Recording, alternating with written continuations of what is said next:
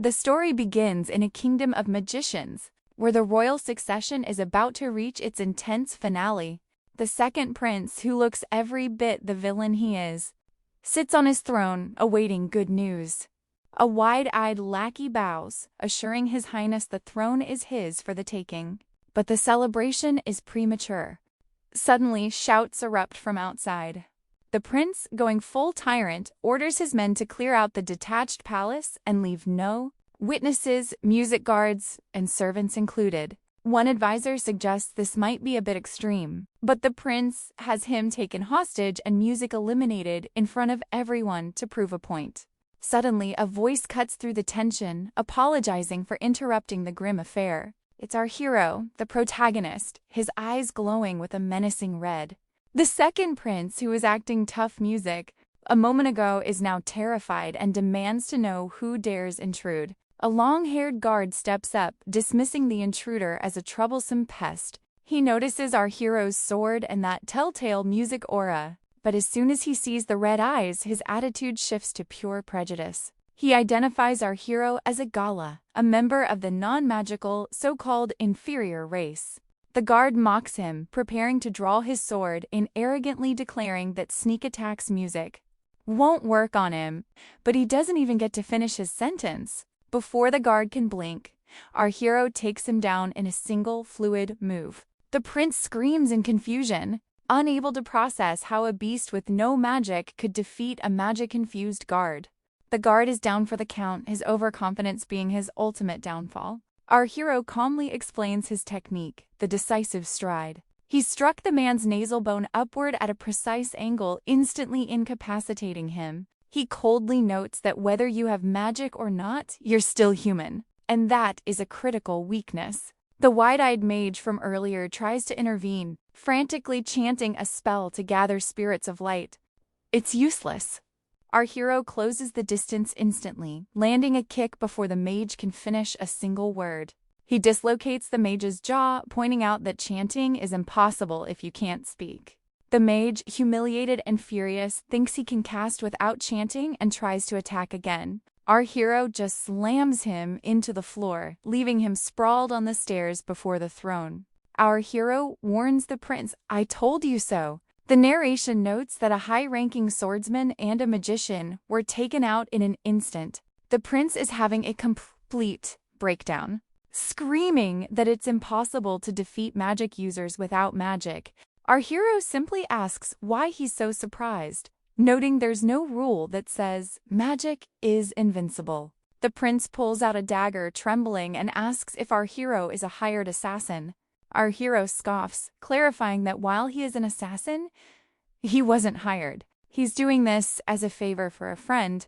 The prince is baffled that royalty would befriend livestock, a slur for the non-magical race that strikes a nerve. Our hero remembers the suffering of his people. Seeing the prince as the embodiment of that oppression, the prince, now desperate and pathetic, falls to the ground and tries to bribe him, offering double or triple the pay. Our hero cuts him off, declaring they are not livestock, and finishes the job. Later, the second prince's passing is announced as an illness, and the funeral is held with solemn decorum, ending the palace intrigue. We then cut to the successor, a handsome man with blonde hair and blue eyes named Heinz. Our hero approaches him, and Heinz praises his good work regarding his brother, confident that he's now next in line for the throne. Our hero congratulates him on achieving his long-held dream. Heinz looks at our hero and corrects him.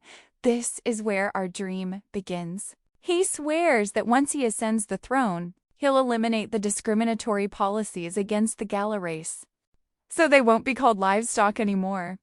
Our hero smiles, genuinely believing his friend will pull it off. Heinz asks if he'll attend the coronation, but our hero points out that a gala would be thrown out of such an event. Heinz insists, "I won't allow that. I'm the king," but our hero just laughs it off. He advises Heinz not to cause trouble right after taking the throne. Knowing it takes time to change people's minds, he's willing to wait. Heinz accepts this and suggests our hero return home for a while to rest. Now that the fighting is over, our hero agrees that spending time with his family sounds like a good idea. We see him washing up later, his body covered in scars. He's back in his humble quarters, looking at books and drawings on the wall. He reflects that because he has no magic, he can't be detected by magical means. A huge advantage for an assassin. He thinks back to his childhood with Heinz. Heinz had worried their enemies would be great magicians and masters, asking how our hero could possibly win against them. Teenager Heinz had even offered to learn magic for both of them, but our boy had declared he would learn about magic better than anyone else and polish his martial arts to overcome it. Back in the present, he packs his books, realizing it truly was a long battle. The scene shifts to a bustling village market.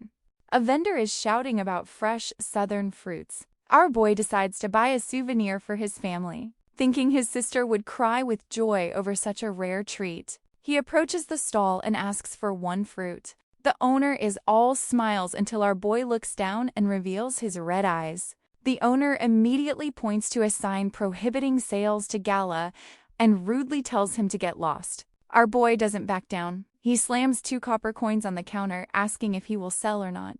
The crowd notices the commotion and starts whispering with blatant hostility, calling him a curse and warning each other not to get close or they will lose their magic. Our boy ignores the ignorance, internally reciting the harsh reality of his world. The Gala are the only race with absolutely no magic, and ancient kings decided to classify them as livestock to create a social hierarchy. They are used for hard labor as fodder in wars and are heavily taxed. Whenever social unrest rises, the kingdom oppresses the non-magical race as a convenient scapegoat. It makes him sick, but he holds on to the hope that Heinz will change things. Suddenly, a little girl bumps into him and drops her fruit. Our boy pauses, asking if she is okay. The girl looks up at his red eyes, not with fear, but with admiration, telling him they look really cool. Our boy is shocked as nobody ever compliments them. But the kid just smiles and thanks him before running off. He watches her go, reaffirming his belief that they are all human and that the 2 races will join hands someday. Evening falls and our boy realizes he is really late. It has been 10 years since he left. He wonders if his family will be happy to see him. He imagines the scene inside his house, his mother cooking by the fire, telling him to bring a wife home next time, and his little sister Elena teasing him about introducing a girlfriend. He remembers his mother telling him to give it his all, but to always come back if it gets too tough. He clutches a red talisman, excited to finally be home. But as he crossed the hill and looked down at his village, his expression shattered. The entire village was engulfed in flames. Our boy sprints through the inferno, shouting for anyone to answer. The village is a wasteland. He finds a neighbor grievously wounded on the ground, but before he can even check on him, he sees it. Suspended from a tree by her arms is his mother. He kneels before her, muttering that this has to be a lie, but she is already gone. He turns around and spots his little sister, Elena. She is alive, but barely. She is terribly injured and begs him to run, revealing that the remnants of the second prince's faction are here specifically for him. Our boy is in shock, unable to believe they would hunt him this far. He scoops her up, telling her to save her strength. But she interrupts him with a heartbreaking delirium. She starts talking about the stew she left cooking, worried it might burn. She smiles weakly and says she just wanted her big brother to try it. He begs her not to talk, but she looks up at him and whispers not to blame himself. She insists it isn't his fault, and just like that, the light leaves her eyes. She passes on in his arms. Our boy screams her name, but he doesn't even get a moment to grieve. A royal guard steps out of the smoke and stabs him mercilessly in the back. The guard shouts to his squad that they have defeated the rebel leader, but he's confused why our boy didn't even try to dodge. Our boy simply stares at the ground, admitting he has nothing left to protect. The guard raises his sword to end it quickly, but our boy stops him with one question. He asks who ordered this. The guard sneers that it was His Highness, who decided the non-magical race is unnecessary. Our boy calls him a liar, refusing to believe his friend would do this. But then Heinz himself walks out of the smoke. He looks down at our boy and complains that he's quite late. He assumes our boy was busy buying souvenirs since it had been a while since he went home. Our boy asks why. Heinz coldly explains that it's all his fault.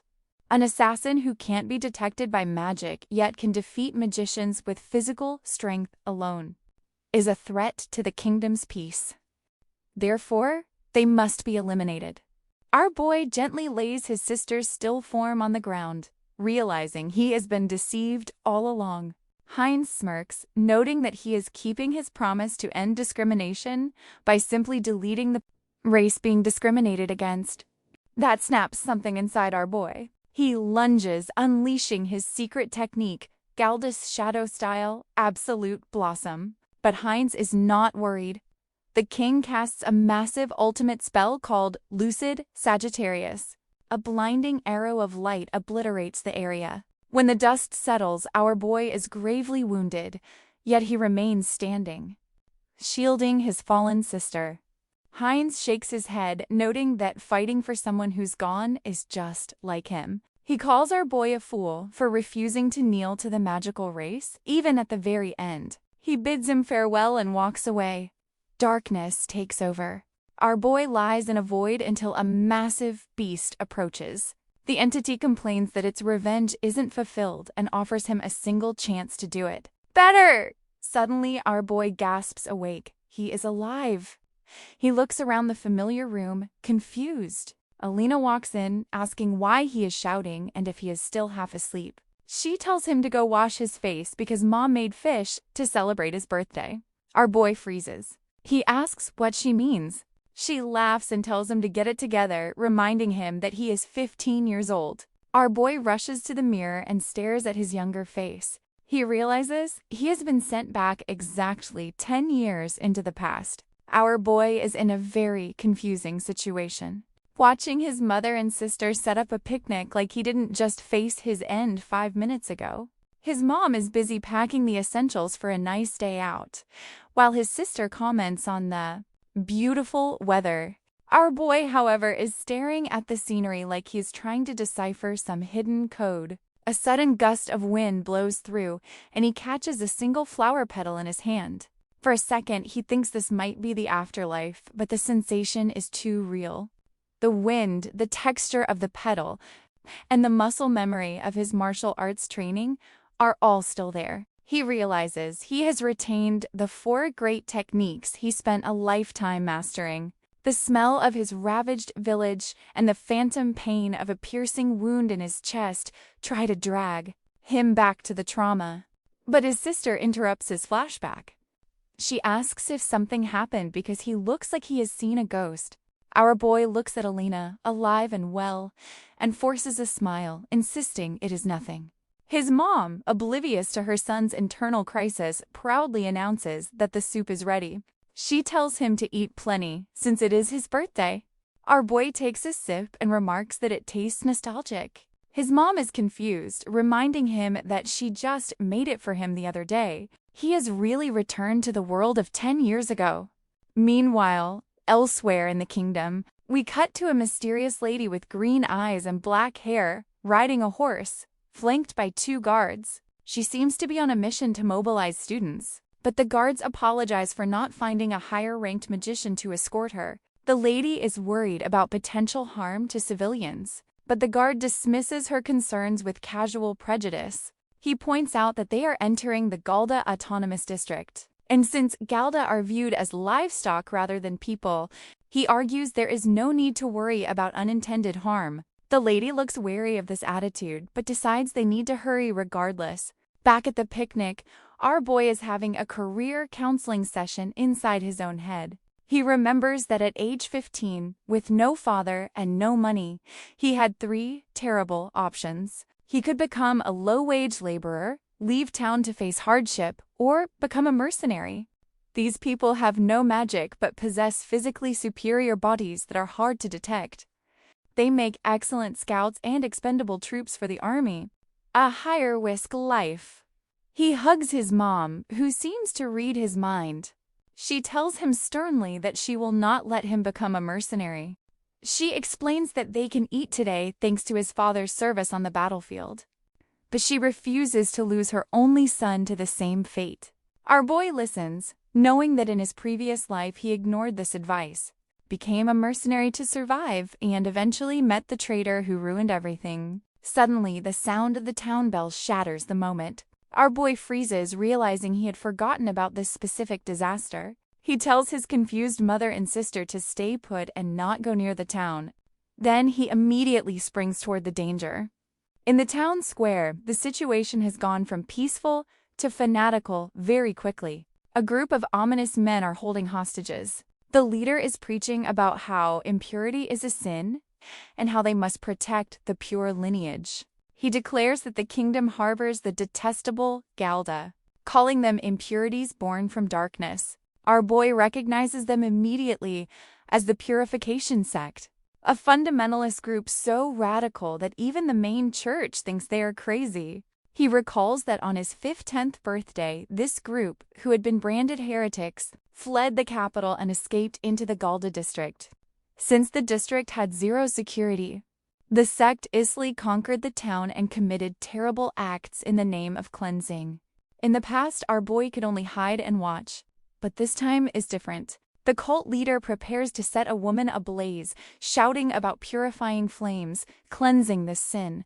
But before he can finish his monologue, our boy drops from the roof like a tactical nuke. He knows the basic tactic for fighting magicians is a surprise attack from outside their perception. Range. He lands behind the leader and goes straight for the takedown. He knows that if he disrupts the brain or spinal cord, the mage is defeated before they can cast a single spell. He gets the leader in a hold and neutralizes him in one fluid motion. The rest of the sect members stand there in total shock, unable to process that a random kid just speedering their boss's downfall. Another sect member decides he wants to be the main character and charges in, his sword glowing with magical energy as he yells at our boy. But our boy isn't improvising. He is accessing a 10-year-old database of anti-mage combat tactics. He knows that non-magical attacks bounce right off magical defenses. So, if he wants to defeat a mage, he needs a magic weapon. Since he doesn't have one, he decides to simply use the one currently trying to eliminate him.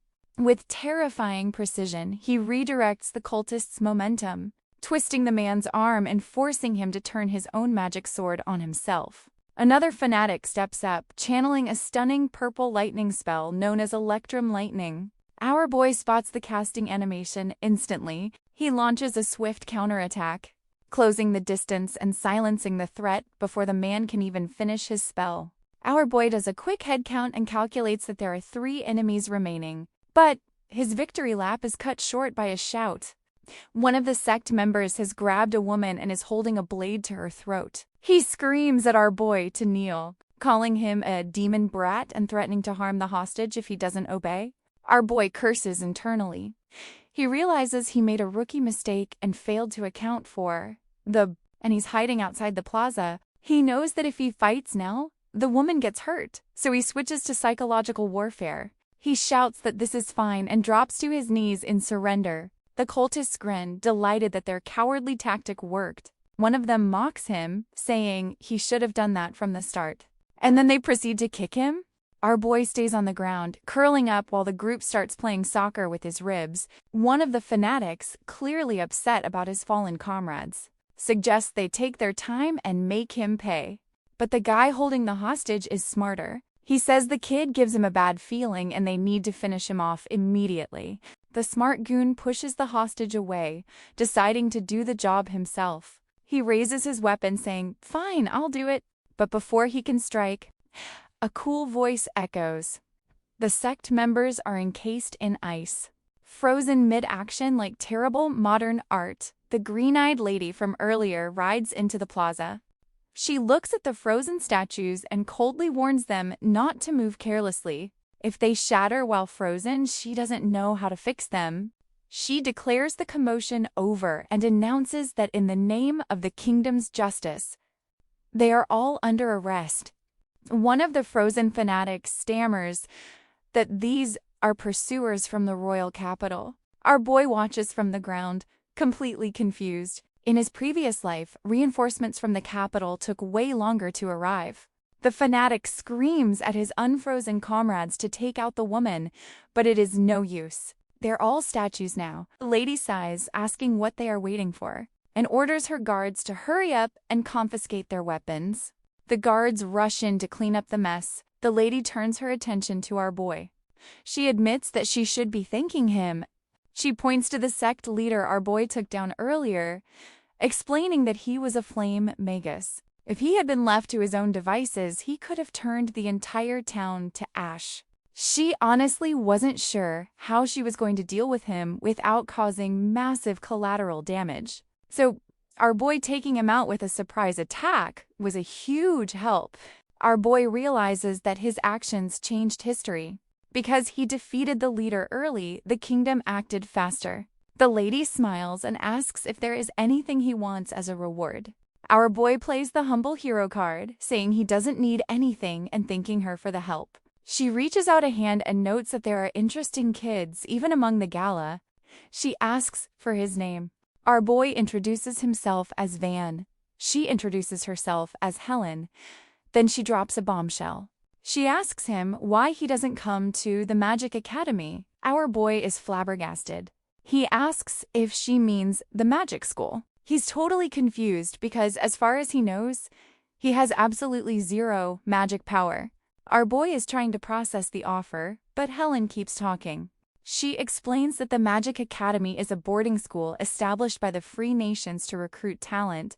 It doesn't matter if you're a commoner, a foreigner, or, as she politely implies, a walking human weapon. Anyone can enroll as long as they pass the entrance exam. Our boy listens, but he doesn't need the brochure. He knows exactly what this place is. In his previous life, he heard its name constantly. It is the factory where the world's heroes and higher-ranking magicians are forged.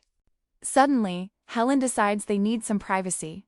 She grabs our boy by the hand, which confuses him because he is currently covered in the dust of her enemies. She asks him to guide her to a quiet place since she is new to the village. Our boy sighs and leads her to a secluded spot away from the prying eyes of the shaken townsfolk. He tells her that nobody will overhear them here. Helen looks around, smiles, and cheerfully notes that no one would even notice if someone vanished. From here, before our boy can appreciate the dark humor, she snaps her fingers, firing a magical arrow point blank at his face. But our boy doesn't even blink. He doesn't use magic because he can't. And he doesn't panic because he has done this 1,000 times. He uses pure, terrifying physical speed to step into her blind spot, vanishing from her line of sight instantly. Helen is stunned. She initially thinks he used instant movement magic, but she feels zero mana usage. He simply broke her line of sight with raw athleticism. Before she can turn around, our boy is already behind her, ready to strike. He tells her to stop the charade. Helen smiles, clearly enjoying this way too much. She notes that he speaks and moves like a seasoned warrior, not a 15-year-old kid. She asks what kind of experience he has had. Our boy realizes she was just testing him. Helen admits she has a personality flaw where she likes to confirm important things with a bit of violence. She points out the absurdity of a boy with no magic besting a magician through physical technique alone. Our boy asks, "So what if I can?" Helen drops the bombshell. She thinks he might be able to change the miserable situation of the Galar race. If he comes to the academy, there is a specific path he can take. Our boy connects the dots immediately. She is talking about student knighthood. She is impressed that he knows about it. The student knighthood is a system that rewards students who achieve notable results. While attending the academy, recipients, regardless of their original status, gain the right to establish a new noble house. And traditionally, the territory granted to a new knight is land connected to their origins. If he succeeds, he will almost certainly be granted the Gala district as his own territory. Our boy is shocked. He realizes that this option wasn't entirely off the table, but in his previous life, he was too old and too bitter to try it. Now, he hasn't passed the age limit yet, but he is a pragmatist, so he holds up 3 fingers. He has 3 questions. First, the exams require a recommendation from a kingdom noble. Helen waves this off, saying she has already arranged it because she loves a good project. Second, our boy asks the obvious question. Can someone without magic actually receive knighthood at a magic school? It sounds ridiculous. Helen agrees it is odd, but she explains the loophole. Past knights were students who transcended tradition and reached a new principle of magic, like developing new medicines or magic circles. She argues that subduing magicians without using magic is a valid new principle. If he can make the world acknowledge his strength, there is no reason he can't be a knight. Our boy admits he doesn't quite understand the politics, but he agrees it isn't impossible. It all depends on him. Then he asks the final, most dangerous question. What is her goal? He knows nobles don't hand out fate-changing favors for free. He stares her down and asks what exactly she is planning to make him do. Helen notices our boy is skeptical of her generous offer. She asks if he trusts her.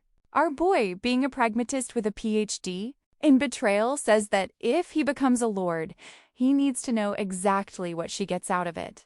Helen basically hits him with a "that's for me to know and you to find out," admitting there is a benefit, but refusing to spoil the plot. The tense negotiation is interrupted by Elena, who comes charging in like a heat-seeking missile of worry. She demands to know what he is doing here. Our boy tries the classic "it's nothing" defense, but Elena isn't buying it. Her eyes are practically sweating tears as she scolds him for always saying he is fine right before doing something incredibly reckless.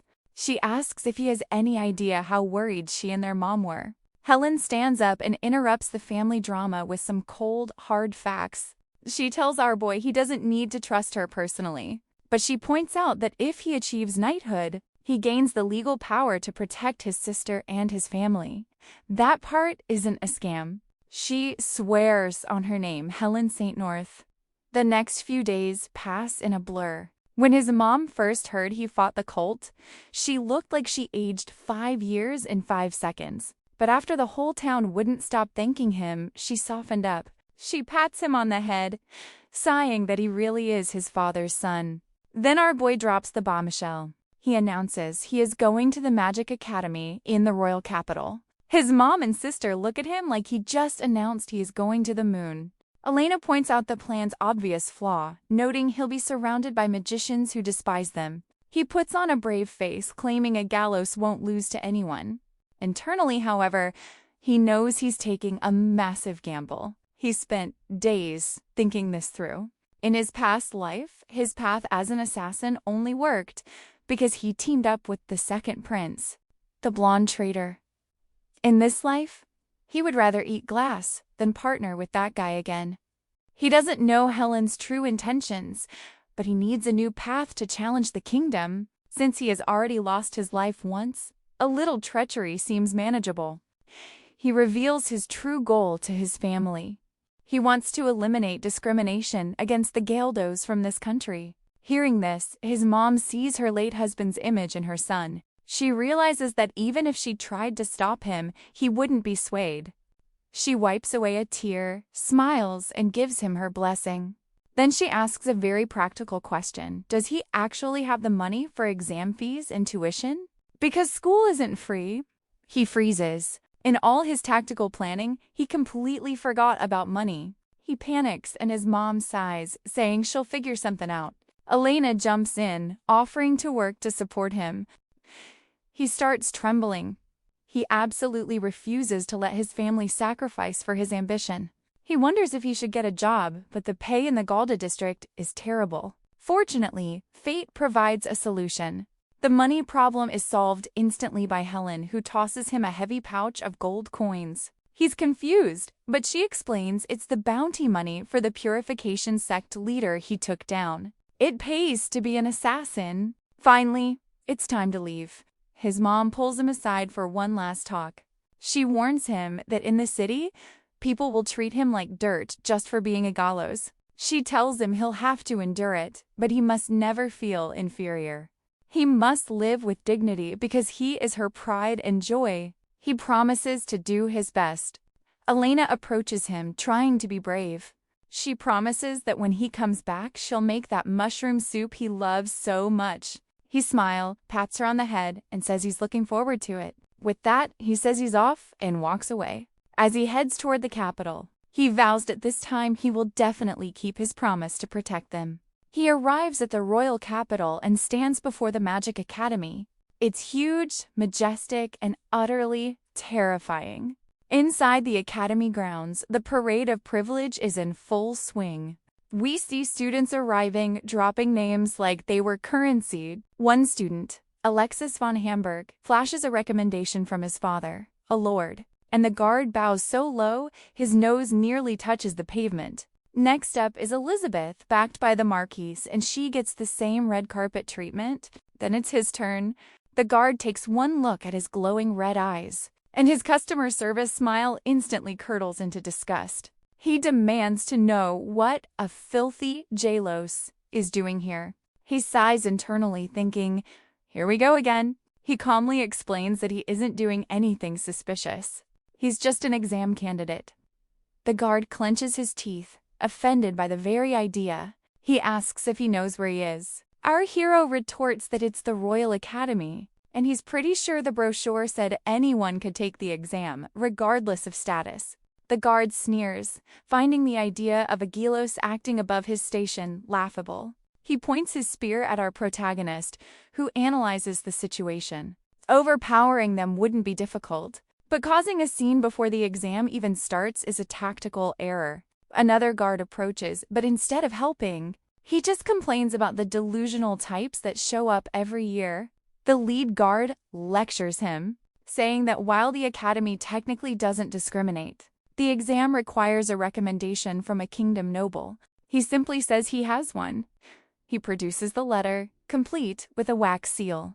The lead guard looks at the seal and goes into shock, but his partner is in denial. He accuses him of forgery, shouting that no noble would recommend a gallows. He decides to confiscate the fake document and grabs our boy. He, in turn, decides he's tired of this conversation. He doesn't punch the guard. He just applies a subtle redirection of force. Suddenly, without any apparent cause, the guard face plants into the dirt. The lead guard and the other students stare in confusion. The guard on the ground has no idea how he got there. Before things can escalate, an examiner arrives to investigate the commotion. The guards immediately bow. The examiner asks who the candidate is. He introduces himself as a candidate recommended by Helen St. North. The name drops like a heavy stone. The examiner inspects the wax seal and confirms it's genuine. His attitude does a complete 180. He apologizes profusely for the guard's rudeness and invites him inside. The other students start whispering, wondering who this kid is with the St. North family's backing. He realizes Helen is a bigger deal than he thought. Inside the hall, he sizes up the competition. He spots a short, green-haired guy named David, the Child of Flames. He also sees a girl named Linares, a wielder of divine power. He recognizes them instantly. In his past life, these two were academy graduates who became heroes of the kingdom. They all made a name for themselves on the battlefield, but during the struggle for the throne, they became nothing but corrupt lackeys for the princes. And in the end, he was the one who took them all down. He realizes that in this life, he has to compete against these same people, right in the spotlight. It won't be easy, but if he succeeds, he might just change the kingdom. Naturally, a generic bully arrives to ruin the moment. A noble student points at our guy, demanding to know how he dares to stand there so calmly with those red eyes. Our guy coolly replies that he's free to stand wherever he likes. The noble flies into a rage, ranting that he carries the kingdom's future, while our guy is just livestock. Our hero weighs his options. In his past life, he put up with this all the time. It'd be easier to just bow his head and let it go. But then, he remembers his mother's words. Live with dignity. If he backs down to this contempt now, a day of equality will never come. The noble kid snaps, shouting as he grabs our guide by the collar. He looks him in the eye, noting that the noble made the first move. He grins, grabs the kid by the arms, and forces him to his knees. The bully is stunned. Our hero explains the principle of the harmony technique while holding him down. Instead of fighting an opponent's force, you harmonize your own power with it to manipulate their movement. It's the same move he used on the guard earlier. He cheerfully offers to make him feel even dizzier. The bully scrambles to his feet, humiliated and furious. He prepares a magic spell, shouting, "You lowlife!" But a voice cuts through the tension, ordering them to stop. Prince Heinz has entered the chat. The blonde traitor walks in, oozing false benevolence. He declares the Gula people are also partners of the kingdom and they should work together, not fight. The bully immediately bows, terrified of royalty. Heinz waves off the formality, claiming that today he's just another applicant like everyone else. He asks to be treated as an equal. Then he turns to our hero and smiles. Our hero stares back, alarm bells screaming in his head. He realizes with a sinking feeling that the prince was also an academy graduate. The villain has arrived. The crowd immediately starts gossiping. Students whisper that Heinz is so noble for showing tolerance to a Gula, praising him as expected of his royal highness. He listens, realizing he heard this same nonsense in his past life. Heinz used to brag about attending the academy, painting himself as a humble student. He smiles at our guy, admitting he's nervous too, since the exam is notoriously difficult. He suggests they both do their best as fellow applicants, and extends a hand to shake. Our hero just stares at it. He knows exactly what that hand represents. It's a handshake that puts anyone at ease, designed to make people naturally let their guard down. The perfect politician's weapon. But our hero knows the rotten truth behind that smile. He knows the real Heinz. Right now, he could end him. He could finish the prince right here in the courtyard. But he stops himself.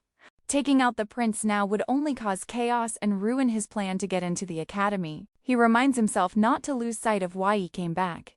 So he does something completely unexpected. He ignores the handshake. He turns and coldly tells the prince to mind his own business, stating he has no intention of being friendly. Then he just walks away, leaving the prince standing there with his hand hanging in the air like a fool. The crowd gasps. The other applicants are horrified. They mutter about his attitude, calling him rude and declaring a Gula is no better than a beast for disrespecting royalty. The nobles from earlier look ready to start a riot. Suddenly, a voice booms, demanding silence. The head examiner announces registration is closed and leads everyone to the exam site. The Shadow Forest. The students gather at the edge of a dark, ominous forest. The examiner explains that the academy trains the elite who will lead the kingdom, so they don't have time to coddle beginners. This exam is designed to weed out the weak. The Shadow Forest is filled with strong magical power. Their task is simple. Find and bring back a magically infused flower called Tears of Heaven before sunset. Obviously, there's a catch. The forest is teeming with magical beasts. The examiner adds that while sabotaging other applicants is forbidden, cooperation is allowed. However, a group needs to find enough flowers for every member to pass. So forming a large team is risky. He hands out guardian badges which double as emergency panic buttons. If a student is in danger, they can crush the badge for immediate rescue. But doing so results in instant disqualification, and with that, the exam begins. Students rush into the forest. Some immediately start pairing up, with guys offering girls protection as a way to flirt. Our boy watches the chaotic dating sim unfold and decides going it alone is easier.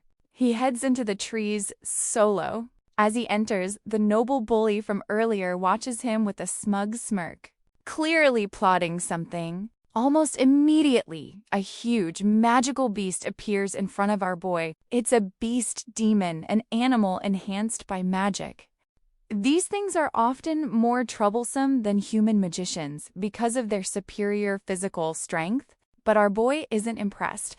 He's been fighting creatures like this for years as a mercenary. He uses a technique called the crushing strike. Rather than a sharp impact, it's a strike that emphasizes impulse, generating a force wave that bypasses surface defenses to damage the target internally. It's perfect for mindless beasts. With a single strike, the beast collapses. Our boy thinks, too bad for you, but he isn't talking to the fallen monster. He turns his head slightly and addresses the two students spying on him from behind a tree. They're the noble bully's lackeys. They're shocked he took the beast down so easily, assuming he must have used poison or some other dirty trick. One of them arrogantly brags that such tricks won't work on his wind magic. The other hesitates, reminding his friend that interference is forbidden. But the first guy just scoffs, saying the examiner won't care if a rude Galda disappears. Even if they take him out, no one will blame them. Meanwhile, in a dark corridor of the academy, the plot thickens. We see the second examiner, the one who despises our boy, walking with a nervous guard. The examiner demands the key to a special cage. The guard is terrified, asking if he's serious. The examiner assures him there's no need to fear, because the creature inside is under control magic. He unlocks the cage to reveal a massive, terrifying, cursed beast. His plan is simple: target only the filthy Gala who dared to crawl into the glorious academy. He explains that while they couldn't turn away a candidate with a recommendation, if the candidate meets with an unfortunate accident during the exam, well, that's just tragic fate. The guard worries about other students getting caught in the crossfire, but the examiner dismisses it. He reasons that since the Gala is a loner, no other student will be near him. With a cruel smile, he unleashes the beast. Go, cursed beast. Eliminate the filth and protect the academy's pride. He has no idea that 2 other students are currently stalking our boy, about to walk straight into a disaster. Back in the observation room, the vibe is getting tense. The examiner with the pink hair has a bad feeling about this year's exam. He turns to the corrupt examiner who just walked back in and asks where he's been. The corrupt examiner smiles innocently, claiming everything is going smoothly, and he was just preparing for the next phase. But the pink-haired examiner narrows his eyes. He knows a liar when he sees one. Deep in the forest, our boy finds his objective. He spots a flower that matches the description perfectly. It's the tears of heaven. He realizes that if he picks this and returns, he passes the exam. But before he can secure his prize, he speaks up, addressing the empty air behind him. It's about time you came out.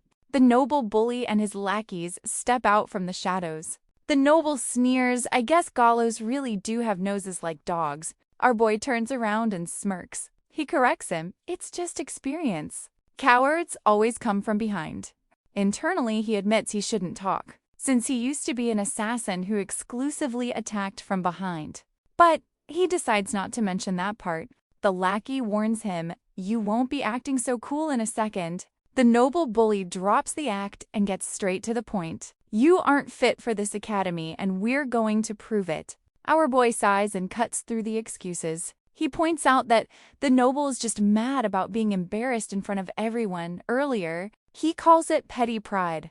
The noble snaps, declaring he'll beat that attitude out of him. Our boy analyzes the threat level. He sees a pair of different sorcery styles. One is a sorcerer blade user and the other is a spellcaster. He quickly reviews his internal textbook.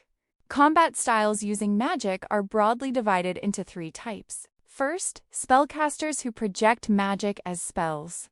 Second, sorcerer blades who channel magic into weapons. And third, martial artists who contain magic within their bodies for physical enhancement. Forming a team with different styles is a solid strategy, since they cover each other's weaknesses. Our boy admits the kid acted smart. He notes that while they don't look like they have any real combat experience, they at least have the guts to try. However, our boy faces a political problem. He can't take these guys out. If a Galda is lost in the forest, it gets dismissed as an unfortunate exam accident. But if a noble's child is lost, their house will mobilize everything to find the culprit. The nobles of this country are warlords who expanded their territory through conflict. They still have that chaotic temperament. Since our boy has decided to walk in the light in this life, he chooses a different path. He won't take them out. He will simply shatter their spirits until they wish they were gone. The noble bully glares at him, saying he really hates those confident eyes. He shouts the name of his technique. Gale Blade Bending Sky. He launches an attack. Our boy spots the invisible threat instantly. He dodges a critical wind slash with minimal movement. The wind slices the air where his neck just was. The noble gloats, confirming that this is the secret art of House Walvers. It creates an invisible blade of wind, perfect for ambushing someone who can't see magic. He asks if our boy is scared now and suggests that if he kneels and begs, he might forget about the earlier insult. Our boy looks unimpressed. He remarks that it is a pretty handy magic for summer. He asks if House Wallers's job is delivering gentle breezes to the royal court. The noble turns purple with rage. He screams that he will destroy him and fires the same spell again. Our boy dodges it effortlessly. The noble is shocked. He realizes the movements aren't a coincidence. The guy can see it. Course he can. Our boy notes the kid's malice is so thick it is practically leaking, making the invisible attack as obvious as a neon sign. The noble kid tries to spam the same move again, launching another wind blade. But our boy has already downloaded this fight pattern. He dodges effortlessly, closes the distance, and introduces his fist to the noble's stomach. The kid folds like a lawn chair and clears throat, hits the ground. The sword-wielding lackey screams insults and charges in. Our boy analyzes the glowing weapon instantly. It is a simple enchantment type. The blade is dangerous, but if you don't touch the sharp part, it is just an expensive metal stick. Technically, the tip speed of a sword is 2 to 3 times faster than a punch. Physics is usually strict about that, but our boy treats physics as a mere suggestion. He uses lightning-fast footwork to bypass the danger zone, controlling the lackey's wrist instead of the blade. With a simple twist, he redirects the force and the second kid joins his friend in the dirt. Our boy turns back to the wind user, deciding to put a healthy dose of fear into him. He says he wants to go beyond this and can't hold back anymore. The kid, realizing he is outmatched, instantly loses his nerve. He starts stammering apologies, begging for mercy. But our boy interrupts him. He says, "Wait a second." Something feels off. He tells the two of them to get away from here immediately. Suddenly, a massive shape crushes through the trees. A huge beast charges at them. Our boy identifies it immediately. It is a hellboar, a demon fang beast. It is basically a tank made of muscle and bad attitude. The two noble kids stare in horror. One of them stammers that it is impossible. Why is such a high-ranking magical beast in a beginner exam? Our boy calculates the threat. The beast is known as the Cursed Fang. Its charge, enhanced by immense magical power, hits with the force of siege magic. Our boy stands in front of the beast and yells at the kids to run if they can move. The wind user shakes his head. He points to his leg. From the earlier fall, his ankle is fractured. Standing is all he can manage. Our boy runs the numbers. Carrying them and running is not an option. Losing speed means getting caught by a beast that hunts marked prey relentlessly. He tells them to break their guardian badges and call for help. He offers to buy time until the examiners arrive, but the noble kids refuse. The wind user says if they fail the exam like this, it will disgrace their house. He claims he would rather fall fighting than stain the family name.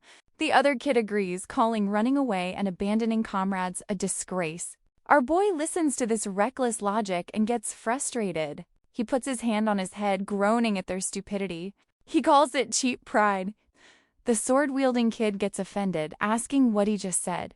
Our boy stares him down. He asks if their pride is just about falling uselessly. He tells them that if they are going to fight, they should fight to win. Isn't that the true pride of the kingdom's nobles? The noble kid looks at this cocky Galda and realizes he is right. He grits his teeth and stands up. Together, our boy and the two injured nobles turn to face the charging beast. The scene shifts back to the safety of the observation area, where the corrupt examiner is standing around looking suspiciously pleased with himself. He is staring at the sky and smiling like a man who just got away with the perfect scheme. The other examiner, the one with purple hair, asks him what he is grinning about. The corrupt examiner dismisses it, claiming he is just thinking aloud. He casually asks if anyone has used their guardian badge to call for help yet. The purple-haired examiner checks the logs and shakes his head. It has been quiet so far. The corrupt examiner grins even wider. He thinks that is excellent news. It looks like the kid didn't even have time to call for help. He reveals his master plan in his internal monologue. Before the exam started, he confiscated the candidate's luggage. He took our boy's belongings and had the demon Fong beast memorize the scent. By now, the beast should have finished the job. All that is left is to wait for the unfortunate news report. Back in the forest, things are less calm. The Hellboar is furious and charging like a runaway freight train. Our boy takes command, shouting that he will stop the beast while the other two hit it with their strongest attacks. The noble kid, still clinging to his pride, snaps back, asking who gave a gala the right to give orders. But, despite the attitude, he gets ready. Our boy jumps in to intercept the charge. He uses a technique called counter-strike. His internal narration explains the physics. It is a strike that anticipates the enemy's attack and hits the exact point where the motion originates. For a quadruped, the movement starts at the head. He lands the hit perfectly. However, physics decides to be cruel. The attack doesn't go through. Our boy realizes with horror that he'd lost his adult muscle mass when he regressed 10 years. His current 15-year-old body lacks the weight to knock out a monster of this class. The boar shrugs off the hit and pushes forward. The two noble kids unleash their magic, but it bounces off the beast's hide like pebbles. Our boy shouts for everyone to get down. The group gets shoved back, tumbling across the dirt. They pick themselves up, battered and bruised. One of the kids groans that he managed to deflect a critical hit with his wind magic, but he won't be so lucky next time. The sword user is despairing, noting that his blade didn't work at all. He asks if this is the end. Our boy stands up, dusting himself off. He says, "All right, one more time." The nobles look at him like he is insane. They scream that they can't pierce its magic defense. Our boy starts handing out coaching advice like a tactical genius. He turns to the wind user. He tells him that next time he needs to mix rocks into his wind spell. It won't be an invisible blade anymore, but the added mass will give it actual stopping power. Then he turns to the sword user. He explains that if slashing doesn't work, he needs to try thrusting. He tells him to lay the blade flat, aim for the gaps between the ribs, and concentrate all his magic into a single point on the tip. The noble kid stares at him, bewildered. He asks what our boy is thinking. He points out that our boy's injuries are light, so he should use the nobles as decoys and escape. He admits that there is no chance of winning, so our boy should run. He tells him not to hold back, reminding him that he tried to take our boy out earlier. Our boy dismisses this dramatic sacrifice. He says he isn't interested in petty revenge. His goal is for his family and the god race to be recognized as part of the kingdom. He asks how he can claim equal rights if he runs away and abandons comrades from the same country. The noble kid is floored. He thinks back to his own arrogant behavior and realizes how small he looks compared to the guy he was trying to bully. He is shocked that the filthy Gada is risking it all to save the very people who tormented him. They grit their teeth and stand up. Our boy shouts that the beast is coming and orders them to fire. Together, the unluckiest team in the forest prepares to take down the pig. The noble kid listens to the coaching and evolves his strategy instantly. He mixes debris into his wind magic and shouts the name of his upgraded move. Black dust rending sky. A black blade infused with sand and gravel blinds the demon Fong beast. Our boy thinks, nice, as the dust blocks the beast's vision. Now it is his turn. He recalls that the shoulder blades of quadrupeds differ from humans. They aren't directly connected to the spine. This creates a flexible range of motion for running, but it makes them terribly unstable against unexpected lateral force. He engages the harmony technique, rotation. He exploits that structural weakness, twisting the beast's momentum and slamming the massive boar into the ground. He shouts to the sword user to thrust. The heart is exposed at the base of the front leg. The sword kid rushes in, adrenaline pumping. He lunges to deliver the final blow, but at the last second, fear seizes him. He hesitates. Because of that split second of cowardice, he misses the heart. The thrust lands, but it isn't decisive. The boar, furious and very much alive, unleashes a destructive roar. The narration explains that this is a special ability possessed only by high-ranking demon Fong beasts. It is a magic-infused shout that hits like a physical shockwave. The blast knocks everyone back. The sword kid falls to his knees, coughing hard from the shockwave. He looks at his shaking hands, realizing he can't move. The internal damage is severe. The boar recovers faster, looming over the paralyzed kid, ready to crush him. The kid thinks it's all over. He's about to be finished, but our boy steps in between them. He engages the harmony technique, spiral. He knows his body can't take the force head-on. So, he tries to disperse the impact in a spiral motion, redirecting the kinetic energy into the ground. The boar pushes with terrifying strength. Our boy realizes it's no use. He can't redirect it at all. He wonders if he should use that technique. He doesn't know how long his untrained body can hold out. If he releases his limiters, but it's better than being taken out here.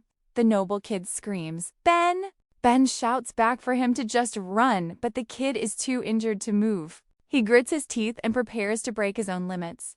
He concentrates, thinking, "Calm my heart. Release these chains." Just as he's about to unleash his secret technique, a magic arrow slams into the boar, pushing it back with tremendous force. Ben pauses, sensing a familiar and repulsive magic signature. He thinks, that magic. A voice calls out, "That was a close one." The two noble kids look up and gasp. It's Prince Heinz. The nobles immediately go into fanboy mode, shouting, "Prince Heinz!" The prince approaches with a worried expression, telling them it's dangerous and to get away immediately. Ben stares at him, thinking, "So it was you after all." The prince flashes that perfect, practiced smile. He declares that he couldn't just stand by and watch. He claims that protecting the people of the kingdom is the duty of royalty. The two nobles look at him with tears in their eyes, completely charmed by his heroism. Ben, however, feels sick. He thinks that's right. That's how you always capture people's hearts with words, then send them to their doom. The prince looks at the noble kids, then at Ben.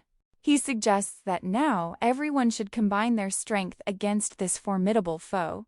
Ben looks him dead in the eye and says, "I refuse." The prince is genuinely shocked. He asks, "What did you just say?" Ben repeats himself clearly. "I said I refuse. Your power isn't needed." The two noble kids are horrified. They shout at Ben, asking what's wrong with him and demanding he show the prince respect. They point out that if His Highness hadn't helped, they'd be done for. Ben stands up and dusts himself off. He lies through his teeth, claiming they would have already defeated the beast if the prince hadn't interfered. The prince asks if he really doesn't need his help. Ben confirms it. He steps in front of the group, facing the boar alone. He turns his back to the prince and tells him to just shut up and watch from the sidelines like royalty. Ben shouts a warning that the beast is coming. The two nobles brace themselves, adrenaline pushing their battered bodies onward. One of them grits his teeth, declaring, "This time I'll land at least one solid strike." The other agrees, saying he has one shot left. Ben immediately shuts down their reckless plan, telling them not to rush because getting wiped out now would be a total waste. He orders them to wait for his signal. Prince Heinz watches from the sidelines. He looks confused. He's used to people begging for his help, not telling him to shut up. Ben shouts that it's time to settle this. He charges at the beast, his mind clear. He realizes he panicked earlier. He decides he doesn't need to use his secret technique. He can win this with pure skill. The hellboar has learned a lesson too. After failing 3 charges, it switches tactics, becoming cautious. It throws a hook thrust, trying to catch Ben off guard. Ben parries it. He notices the openings are getting smaller, but it's nothing he can't handle. He manages to push the massive beast back with only his hands. The two noble kids are watching in disbelief. Juan gasps, wondering how he has that kind of speed without using magic. Even the prince is forced to analyze the situation. He realizes it isn't just speed. Ben is moving by manipulating his center of gravity without pushing off the ground. He has completely eliminated the preparatory movements that usually signal an attack. It's a high-level technique the prince has only ever seen from top-tier martial artists. He wonders just who on earth this kid is. However, the spectators also notice the problem. One noble thinks that while Ben's spirit is like a raging flame, his physical strikes are effectively useless. Without magic, punching a demonic beast is like giving it a gentle massage. Even the prince shakes his head, thinking it's no good. Ben sees the beast getting frustrated and smirks. He thinks, perfect. His goal wasn't to deal damage. It was to annoy the living daylights out of it. And it's working. The beast loses its cool and prepares its big move. Ben spots the telltale rotary motion of the destructive roar. This is the moment. Our boy yells the command, and the wind user doesn't hesitate. He fires his wind blade, this time mixed with rocks and debris, just as our boy instructed. The gritty projectile shoots straight into the beast's open mouth, striking its throat right as it tries to scream. The beast chokes, stunned. Our boy leaps into the air, soaring above the monster. He gives the noble kid a quick, well done. Then gravity becomes his weapon. He comes down hard, executing a crushing blow. Double twin. He slams both fists into the beast's skull, driving the impact deep into its brain. The narration explains the physics of his finishing move. The shockwaves from the left and right fists converge at a single point inside its skull. It's like two ripples on the water's surface merging to form a rogue wave. The boar's magic defense vanishes instantly. Our boy yells for the finisher. Ralph, the sword user, steps up. With its defense gone, his blade finally works as advertised. He slashes through the beast, cutting the hellboar clean in half. The giant pig falls. The noble kids stand there, panting and staring at the fallen beast. They can't believe they actually defeated a hellboar. Our boy walks over to Falk, the wind user, and offers him a hand. "Can you move?" he asks. Falk groans, clutching his stomach, convinced his insides are scrambled. Our boy corrects him with a quick diagnosis. The boar's roar didn't turn your guts to liquid. It was a technique using magic-infused sound waves to scramble your semicircular canals. It looks flashy and feels awful. But he points out that you can counter it by simply covering your ears. Falk grimaces, saying he'll remember that, though he never wants to fight one of those things again. But now they have a new problem, not enough to go around. They look around and realize only 2 tiers of heaven flowers remain intact.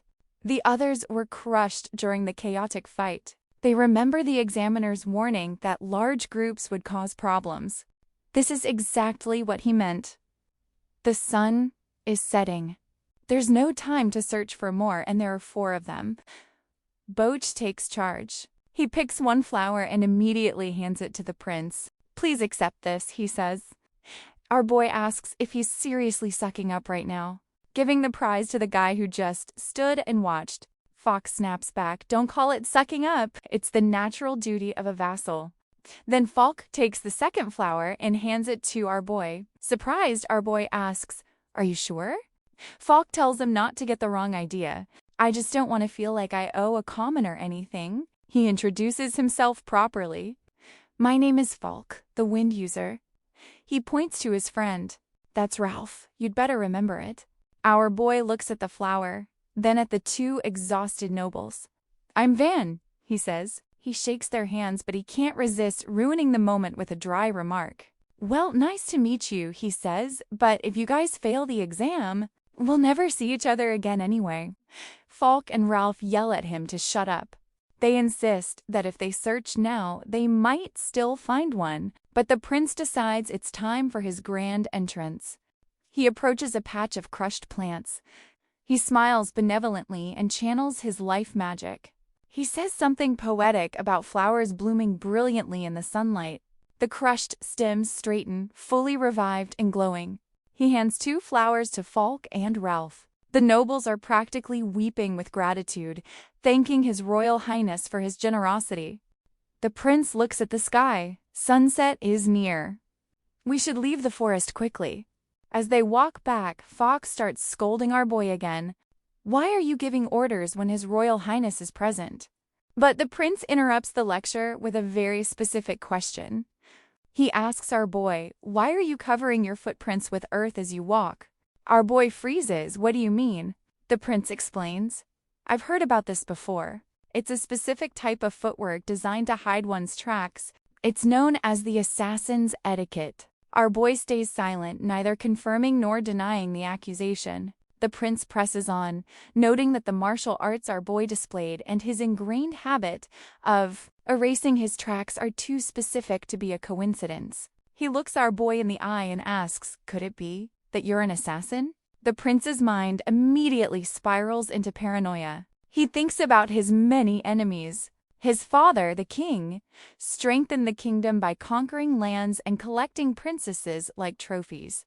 However, the prince's mother, the fifth queen, was a domestic noble from the very beginning. Because of this, his siblings and their foreign mothers live in constant fear that the king intends to name him the next ruler. He doesn't know when or where an attempt on his life might come, which is why he tries to work alone.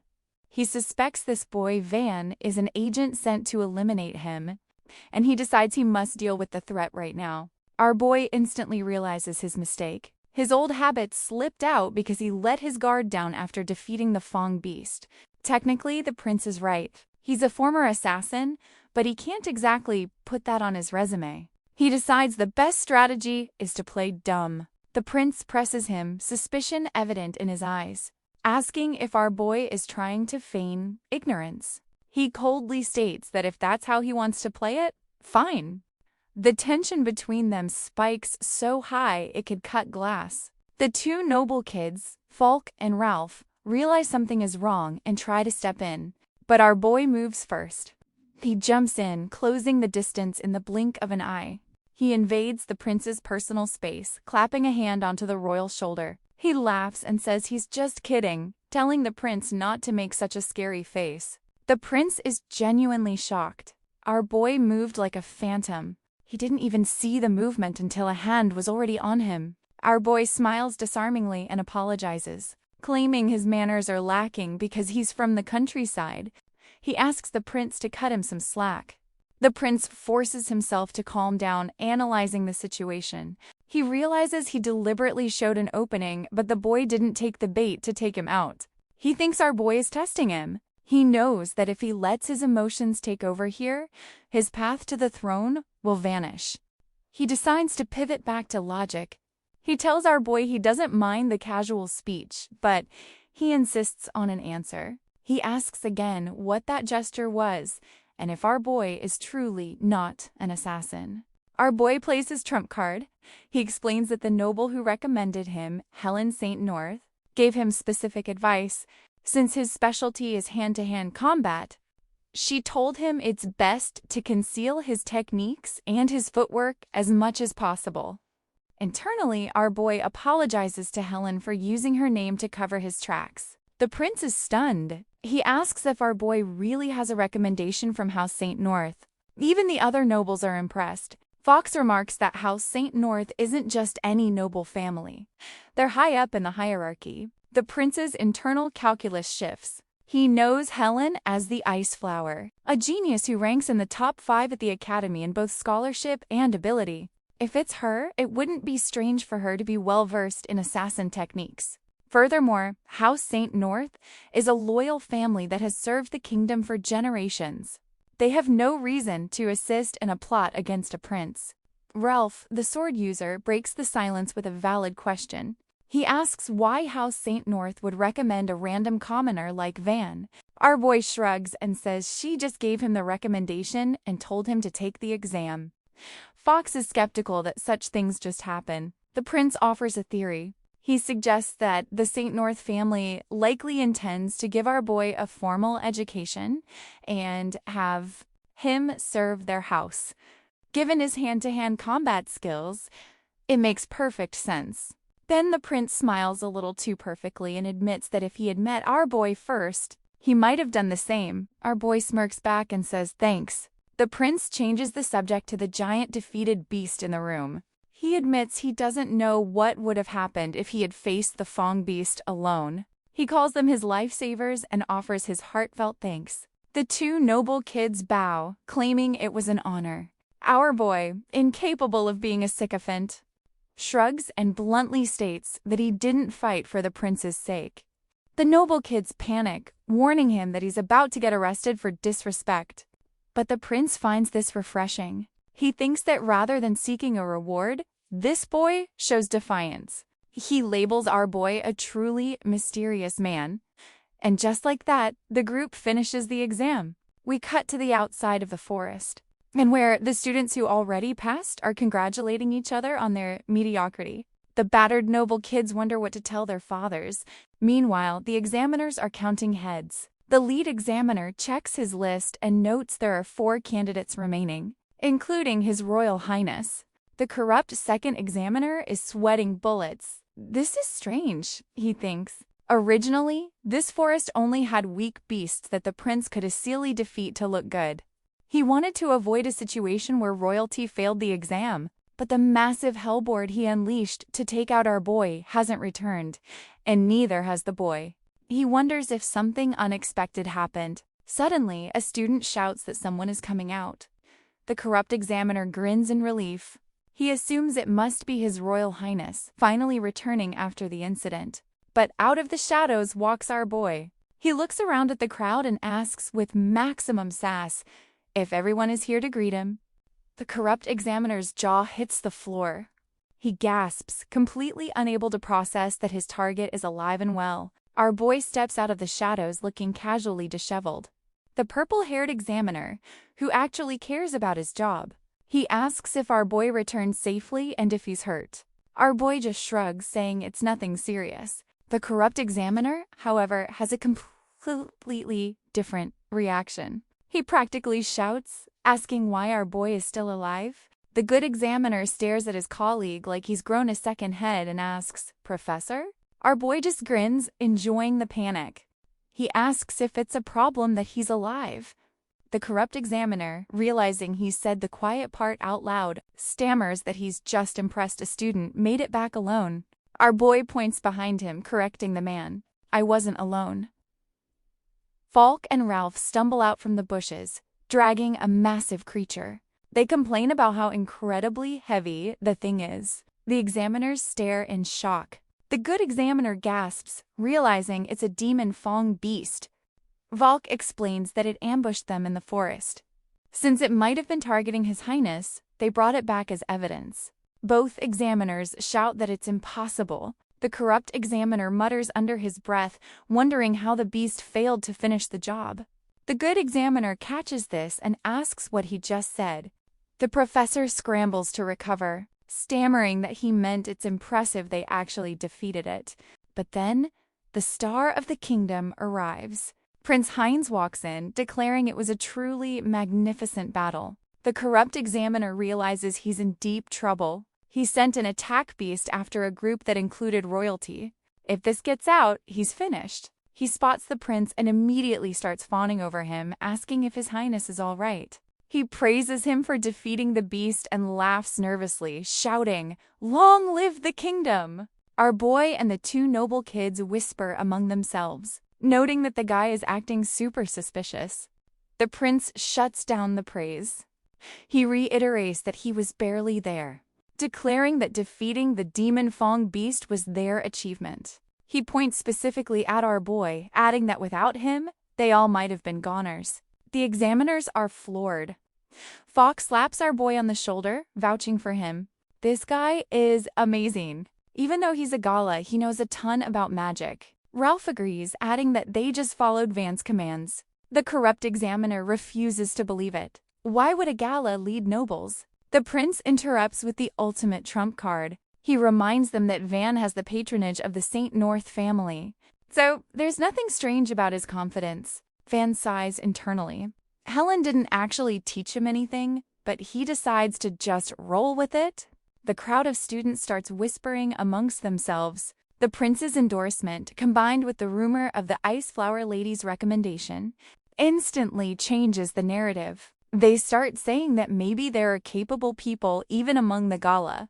The good examiner bows to Van, thanking him for protecting His Highness. Van, allergic to taking credit, bluntly replies that he didn't protect anyone. It attacked, so we fought back. That's all. He hands over the flowers and the formalities begin. The corrupt examiner, looking defeated, calls out the names of those who passed. Prince Heinz, Bachwalter, Ralph Azenbach, and Vansor. The noble kids cheer, celebrating their success. Vansor watches them, thinking that, against all odds, he's officially an academy student. The prince turns to the good examiner, ordering a truthful investigation into the beast's appearance. The corrupt examiner stays silent, knowing his career is likely over. The scene then shifts to the entrance ceremony. A grand hall is filled with students. A speaker at the podium welcomes the new elite. He preaches that the academy values not just magical talent, but the true nobility required to become the kingdom's sword and shield. Vansor stands in the crowd, reflecting on how surreal this moment feels. In his previous life, he could never have imagined standing alongside nobles in a ceremony like this. He realizes the world is finally starting to change. He vows to walk this path with all his might. Until the day discrimination against the gala is eliminated. From the stands, Helen watches Vansor with a satisfied look. She then turns and leaves the ceremony, entering a dimly lit room where 4 people stand around a round table. This is the Student Council of Nightmares. A girl with pink hair speaks first, who shows up last and acts all high and mighty. This is Karina Luther, the Sword Princess of 1,000 Miles. A red-haired girl cuts to the chase, asking why they've gathered today. This is Amelia Rodenwald, the Silver Strategist. A purple-haired guy wearing sunglasses indoors because he's just that cool, says there is only one topic the 5 brilliant crowns ever discuss. This is Arnold Claudius, the Silent Beauty. Finally, a blonde guy speaks up, saying they are here to discuss dealing with the foreign substance. This is the 8th prince. Helen plays innocent, asking what they mean by a foreign substance. The 8th prince notes a highly unusual event. For the first time since its founding, the academy accepted a Jinn student. Karina, the sword princess, let out a sarcastic laugh. She remarks that the school has certainly gotten soft, hasn't it? Joking that monsters will be enrolling next. The 8th prince is not amused. He calls it a barbaric situation, treating a non-magic user as their equal. He finds it revolting. Moreover, the one who recommended this Galda is apparently one of their own. A member of the glorious 5 brilliant crowns. All eyes in the room turn to Helen, demanding an explanation. The narration clarifies the academy's ecosystem. It gathers noble sons with potent magic and even greater pride. Naturally, their massive egos clash constantly, and it's not uncommon for minor disputes to escalate into full-blown duels. To maintain order in this chaotic zoo, a group of idealistic students formed a disciplinary committee. They are the 5 brilliant crowns, the absolute peak of the food chain. We cut to the council room. The 8th prince demands an explanation from Helen about her recommendation. Helen just shrugs, saying she simply acknowledged his training. That's it. Karina, the pink-haired sword princess, looks as if she smelled something foul. She asks if Helen has lost her mind, claiming there's no way a person cursed by the gods could wield any real power. Amelia, the red-haired silver strategist, concurs, wondering how someone without magic can be the kingdom's sword and shield. The 8th prince doubles down, stating, "It is common sense in this country that the gods do not watch over those without magic." Helen fires back with a line fit for a motivational poster. She asks if he truly said common sense.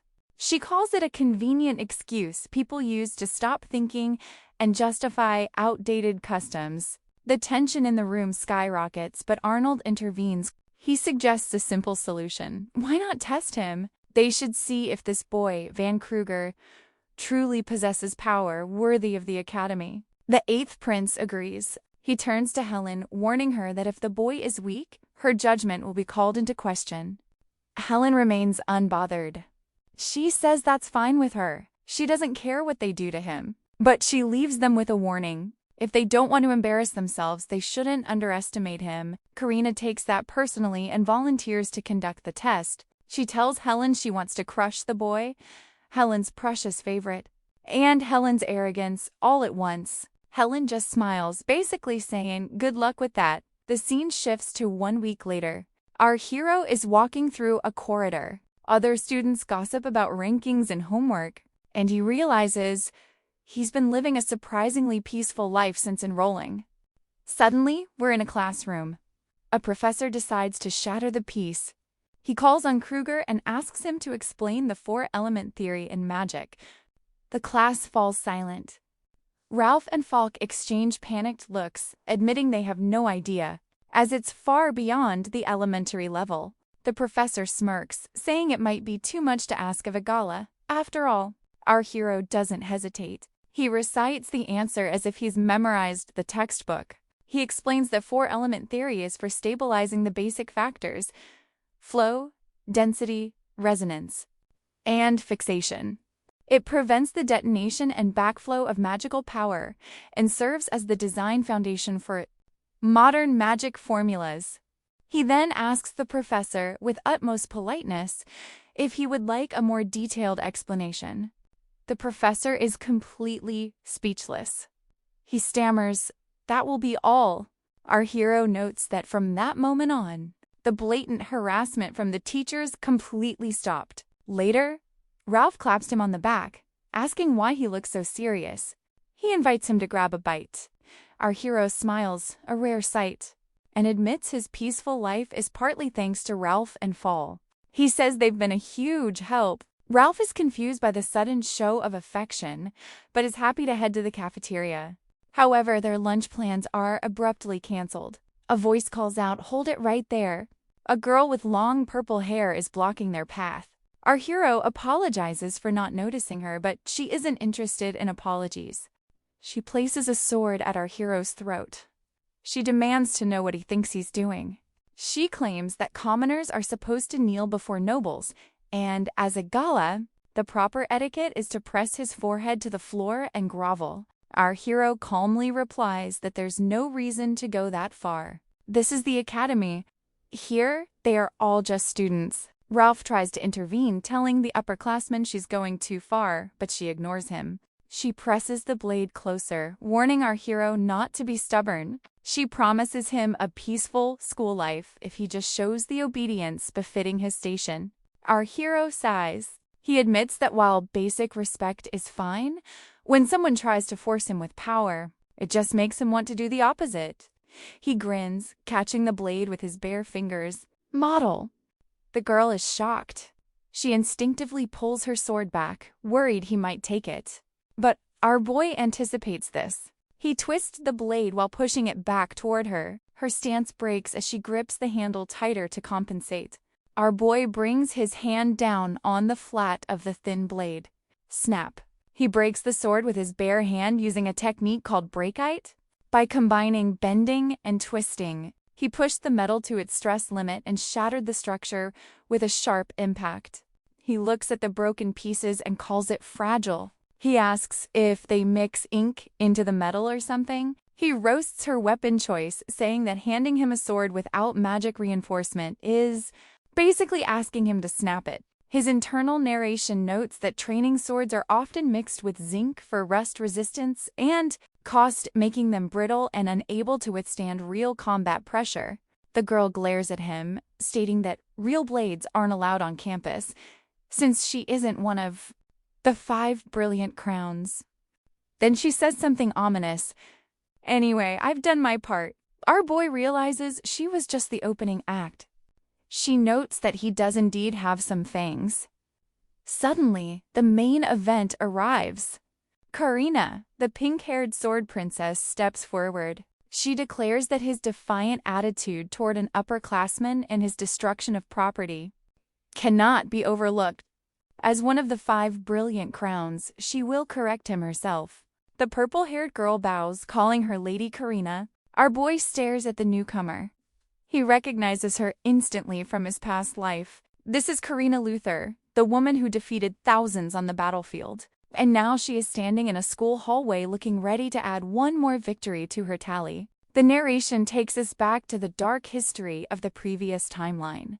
In our boy's first life as a shadow agent, several rebellions shook the kingdom from the shadows. The most dangerous faction was a remnant of the purification sect called the Circle of White. Annihilation, and the most feared warrior among them was Karina of the Crimson Edge. She was a demon swordsman who mastered every sword technique known and defeated numerous heroes. Although the kingdom eventually dismantled the circle at great cost, the chaos they caused sparked the brutal struggle for the throne. Our boy saw her only once on the battlefield, but there is no doubt in his mind. The girl standing in front of him is Karina of the Crimson Edge. He's confused. Why is the kingdom's sworn enemy attending the academy like a model student? Karina interrupts his thoughts. She adds another charge to his list of crimes. She accuses him of glaring at an upperclassman without speaking, calling it incredibly rude. Our boy blinks and asks, "What?" He bows slightly and offers a sincere-sounding apology. He says he is sorry, but honestly, she didn't seem like an upperclassman to him. Ralph turns pale. He realizes our boy just insulted a nuclear warhead. He shouts for them to stop and frantically explains what the 5 brilliant crowns actually are. They are the Academy's top 5 students, possessing real power and top-class family backgrounds. At just 13 years old, Karina is the real deal. Our boy sarcastically thanks him for the intro. Internally, he is running a new calculation. So the Crimson Edge was actually from the upper nobility. Her status must have been erased from history after she became a rebel. Meeting her here is a surprise, but it presents a golden opportunity. He thinks that if he removes her from the picture right now, he could prevent the future rebellion, stopping the succession war before it starts, and destroying even Prince Heinz's shot at the throne. It is a tempting offer. Save the world, take down a teenager. Karina, however, is done talking. She accuses him of thinking about something else while she is speaking, which she considers an especially rude crime. She draws her sword. She reminds him that she has special permission to carry a real blade on campus. Our boy recognizes her stance immediately. It is a surprise draw, one of the Crimson Edge's signature moves. She is incredibly fast. Usually her opponents fall without ever seeing the blade leave its sheath. Ralph screams at our boy to just apologize before he gets sliced. Our boy tells Ralph to step back. He says there is something he needs to confirm. Karina calls him foolish. She unleashes her technique. In a blur of motion, she strikes, but instead of slicing him in half, she simply pats our boy on the back with the flat of her sword. The tension breaks. A student asks Lady Karina what happened. She sheaths her sword and declares that she will hold his punishment for now. She says they will settle this another time. Her subordinate, the purple-haired girl, is confused by this sudden mercy, but follows Karina as she walks away. Karina mutters to herself that it would be a waste to finish a man like that in an instant.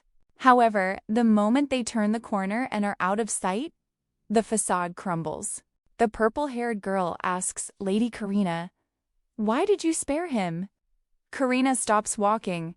She whispers, "It's not that I spared him." Then the sword princess collapses. The purple-haired girl panics, crying out her name. Karina grimaces, clutching her chest. Beneath her uniform, a massive bruise is already forming. The purple-haired girl stares in shock, asking what happened. Karina doesn't answer, but the truth is painfully clear. In the split second she supposedly spared him, our boy launched a counter so fast, no one even saw it. She didn't let him go because she was merciful. She walked away because she could barely stand. Quick pause. If you're enjoying the story so far, please smash that like button and subscribe to the channel. It really helps us bring you more. Done. Awesome. Let's get back to the story. Karina's on the floor explaining the physics of why it feels like she just got hit by a truck. She tells her purple-haired sidekick she's seen this in martial arts texts. It's called a pressure point, a vital spot where nerves are concentrated. The resulting pain makes it practically impossible to move properly. The purple-haired girl tries to save face for her lady, suggesting it was a mutual strike. Karina immediately corrects her. It wasn't a mutual strike. It wasn't even close. Karina replays the moment in her head. She'd aimed for his neck, but he stepped in without hesitation, aiming for her vitals. She reflexively leaned back to avoid a critical hit, which threw off her aim, causing her sword to only graze his back. Meanwhile, his fist struck her pressure point perfectly. She recognizes it as the principle of a combined strike from a certain school, a technique of matching an opponent's attack to defend and counter in one motion. She wonders how some random teenager knows a grand master-level technique. The purple-haired girl interrupts her internal monologue, declaring that since Lady Karina was left standing, it was clearly her victory. To keep up appearances, Karina agrees out loud, saying, "That's right." But inside, she knows the truth. The pressure point causes immense pain, but it isn't a debilitating blow. Incredibly, he tried to subdue her without causing serious harm. If this were a real fight, if he'd truly meant to win, she'd have been done for. She stands, her dignity bruised but intact, and admits she underestimated him. She vows that next time, she'll prepare a blade worthy of shattering his pride. The scene shifts to Ralph shaking our boy, demanding to know what he was trying to confirm. Our boy just waves it off as standard procedure. Ralph insists, saying they were scared out of their minds. Our boy starts to break it down. Karina talked big, but she used a training sword, not her real blade. She didn't use the unique magic that makes her so feared in the future.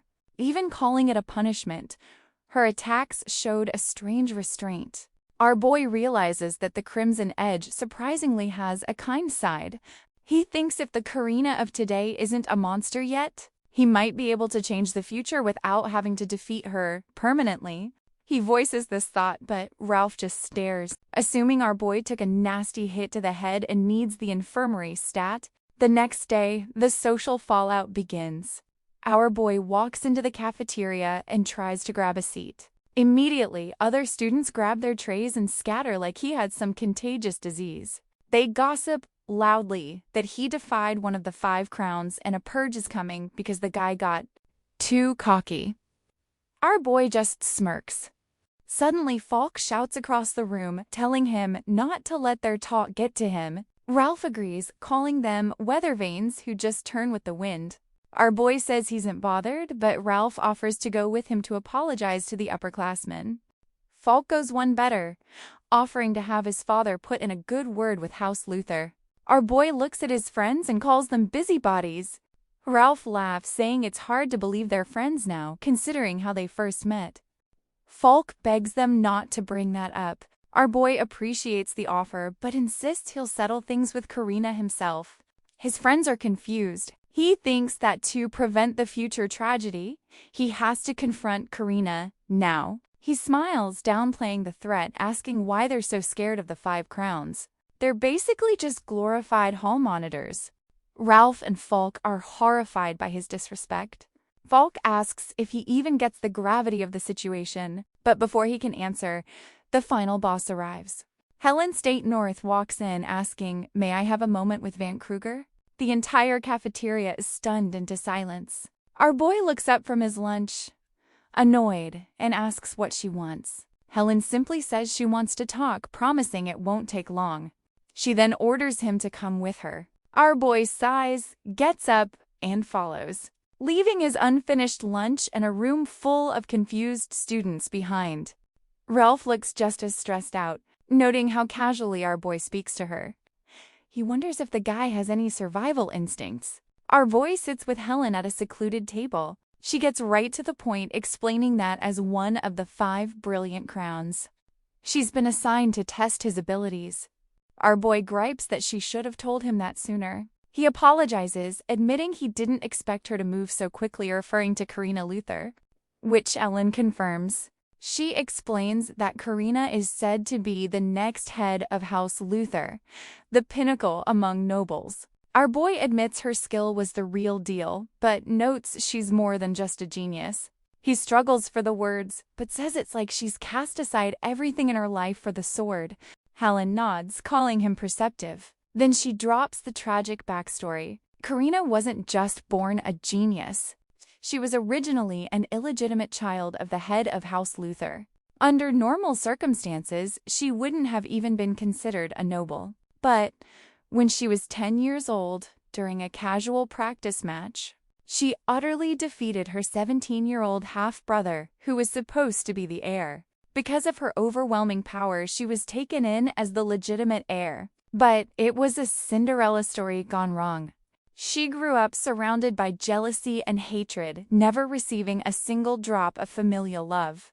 Our boy asks why Helen knows so much about this. Helen just says you hear things in the rumor mill, but then she reveals a personal memory. Before Karina came to the academy, Helen saw her once at an evening party. She was standing apart from everyone, just staring at her father's back. Her eyes looked incredibly lonely. Our boy asks if she ever tried to talk to her. Helen shakes her head. She couldn't, not back then. They're both from major noble houses. So, showing sympathy to a controversial figure like Karina could have been seen as meddling. Our boy sighs, noting that nobles are such a hassle. Helen agrees. She regrets being bound by those social conventions. She feels that if things continue like this, that girl will surely stray from the right path one day. Our boy stays silent, then asks what she would do if that happened. Helen answers instantly. She would stop her. She admits that looking away back then has stayed with her all this time. Hearing this, the puzzle pieces click into place for our boy. He realizes Helen's magical abilities are top tier, easily on par with the heroes from his previous life. Yet, in that timeline, he'd never even heard her name. He had wondered about that for a long time. Now, he understands why. In the original timeline, Helen must have tried to stop Karina after she became the Crimson Ravager. As a result, she was likely taken out of the picture before she could make her name known. Helen warns him not to let sympathy cloud his judgment. Karina's talent is the real deal. If he's careless, she could actually take him out. Our boy grins. He says he knows and that hearing her story just fired him up even more. He promises to take Helen's regret and smash it to pieces. His inner thoughts explain his resolve. In his past life, no one was able to stop Karina. But this time is different.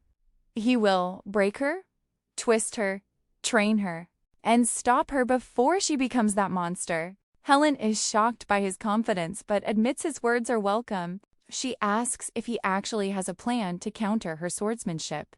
Our boy confidently says he does. He tells her it's perfect timing and asks her to join him for practice after class. After class, Ralph and Fork are sneaking around like a pair of terrible spies. Ralph asks where Vern went. Fox scolds him. Isn't peeping going too far? But Ralph insists he's just curious, since Vern vanished with the ice flower the moment class ended. They spot them training in a courtyard. Our boy dodges a barrage of magic as Helen casts Ice Garden Thorns, sending a wave of sharp ice at him. He doesn't retreat. Instead, he steps in and shatters the ice with his bare hands. The other nobles are in shock, wondering how he's doing it. Our boy stops, turns his head, and looks directly at the bushes where his friends are hiding. He gives them a terrifying smile and calls out, "You two!" Perfect timing. He invites them to join the next attack, making it clear that volunteering was never an option. The scene shifts to an academy corridor, where the 8th prince decides to micromanage. His Karina asking what she wants, but he really means, "Why haven't you crushed Galahad yet?" Karina bows, maintaining perfect etiquette even while radiating a violent aura. She says she'll handle it soon because the item she requested from her family has finally arrived. Right on cue, her purple-haired aide struggles into view. She's carrying a literal coffin on her back. She asks Lady Karina where to put the massive piece of gothic luggage. Karina tells her to take it to her room and to be careful with it. The prince eyes the macabre box, admitting he's heard rumors about this particular item before. Karina asks if he thinks this is overkill for a mere galar. The prince offers a cold smile and says not at all. For someone like her, a beast clad in human form, no vessel is more fitting than a coffin. He grins, clearly enjoying the prospect of the coming spectacle. Next, a crowd of students gathers before the Academy's news board. A new notice has been posted. It states that Karina Luther, one of the 5 brilliant crowns, challenges the first-year student Vancouver to a duel as punishment for disrupting public order. The venue is the Academy's great training grounds, known as the White Ring Arena. It's a sacred stage for official duels and special trials. Basically, it's where students are publicly put in their place Cut to the arena. The stands are packed with students sensing an intense showdown. Our guy is on the field, casually stretching his hamstrings. Ralph, Falk, and Helen are on the sidelines acting as his support team. Ralph notes it's quite a turnout, but the atmosphere feels tense. Falk agrees, pointing out that no one thinks this will be a duel. They're expecting a public beatdown. Helen confirms this. She explains that it's not technically a duel, but a disciplinary action. Common sense dictates a fight between a 5-crown and a galar can only be a one-sided affair. That's what everyone assumes. Ralph shrugs. Maybe that's what most people think, but Archie grins. We know better. Our guy isn't someone you can judge by normal standards. Helen nods, then narrows her eyes, pointing to a spot in the VIP box. The 8th prince is watching. She wonders why royalty would attend a simple duel like this, unless he's expecting a real show. Suddenly, the doors open and Karina enters, hauling the coffin behind her. The crowd gasps. Ralph asks what in the world that is. Helen's eyes widen, realizing Karina actually brought it. Our guy looks at the giant box and feigns shock. He asks if that's his coffin, calling it rather thoughtful of her to handle the final arrangements. Karina tells him to cut the chatter. She sneers that this coffin is far too grand for the likes of him. She opens it, revealing the contents. It's not for a body. It's filled with swords. Helen explains the lore to the confused boys. It's a portable arsenal passed down by the sword saints of House Luther. Ralph stares, wondering what the sword saints were thinking to make something like that. It seems like overkill for a school duel. Back on the field, the taunts begin. Karina declares she'll make him regret ever setting foot in this academy. Our guy smirks. He retorts that she'll be the one with regrets, promising to smash that precious coffin of hers to bits. He then looks around for an official and asks for the starting signal. Karina doesn't wait. She shouts, "It's already begun!" and launches herself at him mid-sentence. The duel starts with absolutely no chill. Karina lunges at Argai, but he meets her aggression with a punch. She blocks it with her sword, her reflexes proving sharper than her personality. The onlookers in the stands immediately go wild. They scream about his speed, calling it instant movement magic, because apparently, intense cardio is indistinguishable from sorcery here. One student points out the obvious, reminding everyone that Galars can't use magic, but logic has left the chat. Falk watches and mutters that no matter how many times he sees it, it looks exactly like the high-level spell Phantom Step. Helen steps in to provide some analysis. She explains that Phantom Step is just a fancy name for applied physics. Ralph asks what that even means, his mind still buffering. Helen elaborates, normally when people move, they kick off the ground. That creates a preparatory motion, a tell. But our guy doesn't kick off. He slides his entire body forward by shifting his center of gravity and rotating his hips. Basically, he's moonwalking forward at high speed. It's the visual equivalent of lag in a video game. Ralph stares blankly, admitting that even with the explanation, he doesn't get it one bit. Valk notes that it doesn't matter if they understand the mechanics. The point is, from a distance, the movement is impossible to read. Helen agrees, adding that for Karina, it must seem like he's teleporting. She recalls her own experience in the Gia forest.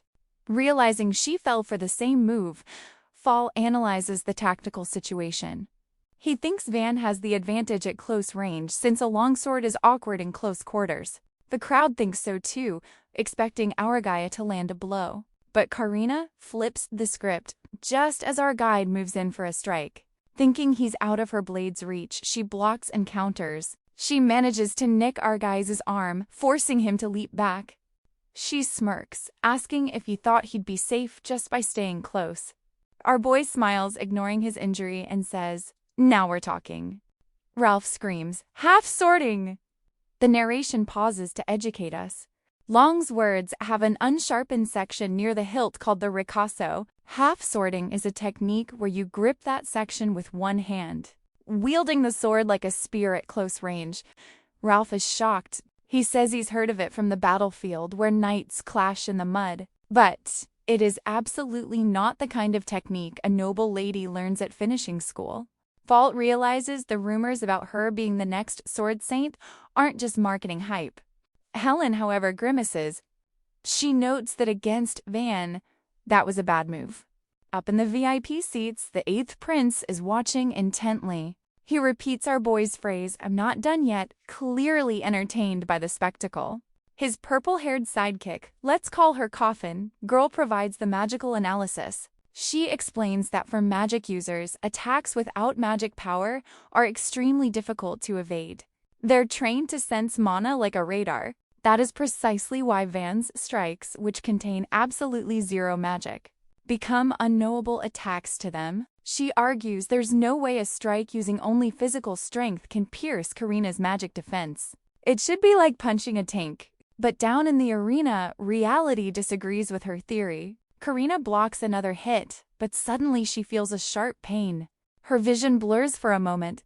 She stumbles, completely confused, and asks our boy what he did. Our boy shrugs, gaslighting her with expert precision. He says, "Who knows? Maybe your magic concentration is just sloppy." Karina glares at him, but then she realizes something is very, very wrong. Her invincible shield isn't just leaking, it's vibrating. The narration explains the physics of our boy's next move. He uses empty palm by utilizing wind pressure from a palm strike. He delivers a shockwave straight into her ear canal, scrambling the semicircular canals deep in her inner ear. Basically, he just gave her vertigo without even touching her head. The crowd is baffled, wondering why Lady Karina is stumbling back as if she's dizzy. The 8th prince loses his temper, standing up and shouting at her, demanding to know what she is doing and asking if she calls herself a noble with that pathetic display. The 9th prince, however, just watches the scene with intense interest. Our boy asks if they should end this soon. The purple-haired lackey screams for Lady Karina. Our boy sees an opening and jumps forward to finish the fight, but Karina is done playing fair. She activates a massive magic circle. The ground shatters like cheap pottery. A shockwave blasts outward, pushing our boy back before he can land his hit. Ralph gapes, asking what just happened. Our boy analyzes the situation. All she did was swing a sword downward, yet the raw magic power was enough to shake him to his very core. However, the sword Karina held crumbles into dust. Karina explains this is why generations of sword saints acquire the sword Coffin. Her technique, Heavenfall Blade, puts so much mana into the weapon that normal steel self-destructs rather than endure it. As you can see, the sword couldn't withstand the output. That is the downside. The 8th prince smirks, realizing she had been holding back until now. The purple-haired lackey confirms that anyone struck by that technique would be reduced to dust. Our boy looks at the pile of metal shavings and dryly remarks that she should treat her weapons better. She's burning through inventory faster than a chaotic RPG player. Karina smiles back, but it's a chilling smile. She declares she will end this with the next strike and grabs a fresh sword from the coffin. The mood in the arena shifts. A student in the crowd realizes she's playing for keeps. Another argues it is only natural punishment for a commoner who defied a noble. Ralph is terrified, noting that if that hits, Van will be finished for good. Box tries to stay calm, arguing that as long as it doesn't land, Van can use his phantom step to dodge. Helen shuts down that optimism, explaining the grim reality. Van's attacks are landing, yes, but they aren't heavy enough to knock Karina out in one blow. Meanwhile, Karina's Heavenfall Blade can annihilate Van in a single strike. Strategy-wise, Karina will intentionally take a hit just to land her ultimate move point blank. Even if he dodges a direct hit, the shockwave alone at that range would scramble his insides. Since he has no magic defense, Fall despairs, asking what Van can possibly do. Then, back in the duel, Karina offers an ultimatum. She tells him one last time to accept the status befitting his birth. If he does, she will spare him. Our boy sighs. He asks if she's really that obsessed with status. Karina doubles down. She preaches that magical strength is determined by lineage, and that it's the very foundation of the kingdom's order. Our boy smirks, calling it a textbook noble answer. Then he decides to aim for the emotional jugular. He asks if she truly thinks becoming a noble will make her father finally acknowledge her. Karina freezes. Our boy drops the bomb. He reveals that he knows the truth. She is half commoner, isn't she? That is why she is trying so hard to become a true noble. Desperate for her father's validation, Karina snaps. Hearing her deepest insecurity broadcasted in public completely breaks her composure. She screams, "You!" and begins charging an absurd amount of power into her blade. Falk watches from the sands, confused. He wonders what they are talking about, but he realizes Van is deliberately provoking her. He is trying to draw out a serious, no-holds-barred strike. Falk wonders why he would do that, then realizes Van is planning to use that move. He needs her to commit fully so he can counter it. Karina decides to monologue while she charges up her devastating weapon. She claims that she felt sympathy for our boy because he was an outsider who slipped into noble society just like she was. She insists that she planned to settle this without finishing him for good. But since he didn't appreciate her kindness and insulted her instead, she has no choice. She screams that she will take him down as he wishes. She unleashes the Heavenfall blade, but then the impossible happens. Our boy stops the Heavenfall blade with his bare palms. The crowd goes wild. Someone shouts about sword notch disarming, while another screams that such a technique shouldn't work in real combat against a nuke. The narration steps in to explain the physics, because what just happened is realistically impossible. Stopping a descending blade with your hands usually results in losing your hands. But our boy used a technique called steel grip, zero-style grasp. First, he matched the relative speed between his hands and the blade as closely as possible. Then, in the fleeting instant of contact before the sword completed its downswing, he broke, dispersed, and absorbed the force. It is the same move that humbled Helen's ice fears, and now it has completely nullified Karina's ultimate attack. Karina is stunned. Her tremendous power was just neutralized instantly. She stammers that it is impossible. Our boy doesn't give her time to process the physics lesson. He shoves her backward. She flies back toward her coffin and hits the ground on her knees. She coughs from the impact, completely confused. The spectators are having an existential crisis. The Sword Princess has been brought to her knees by a nobody. Is this truly the power of a commoner? The 8th prince looks shocked. The purple-haired coffin girl is panic-stricken, shouting for Lady Karina. Even our boy's cheer squad, Helen, Ralph, and Falk, are nervous, yelling at him not to let his guard down. Our boy stands over her, silent. Karina looks up, trembling. She asks why he isn't finishing her off. She accuses him of showing mercy. Our boy sighs. He denies it, but then delivers a devastating roast. He says he has no intention of bullying a half-baked, noble lady. He tells her she hasn't shown him everything yet. He demands she show him the real Karina. Karina snaps. She mutters such pleasant words and then scrambles to the coffin. The 8th prince smirks, realizing she is finally drawing that weapon. Even the purple-haired attendant looks terrified. Admitting it is her first time seeing the real thing, Ralph asks if she is serious. Falk confirms that even though he isn't a swordsman, he has heard of it. Helen nods grimly. It is one of the famous swords of the country. The signature blade of the sword saint, the Storning Clang, or Story Sword. The narration explains that it is a spring sword made of an extremely thin, flexible, special metal.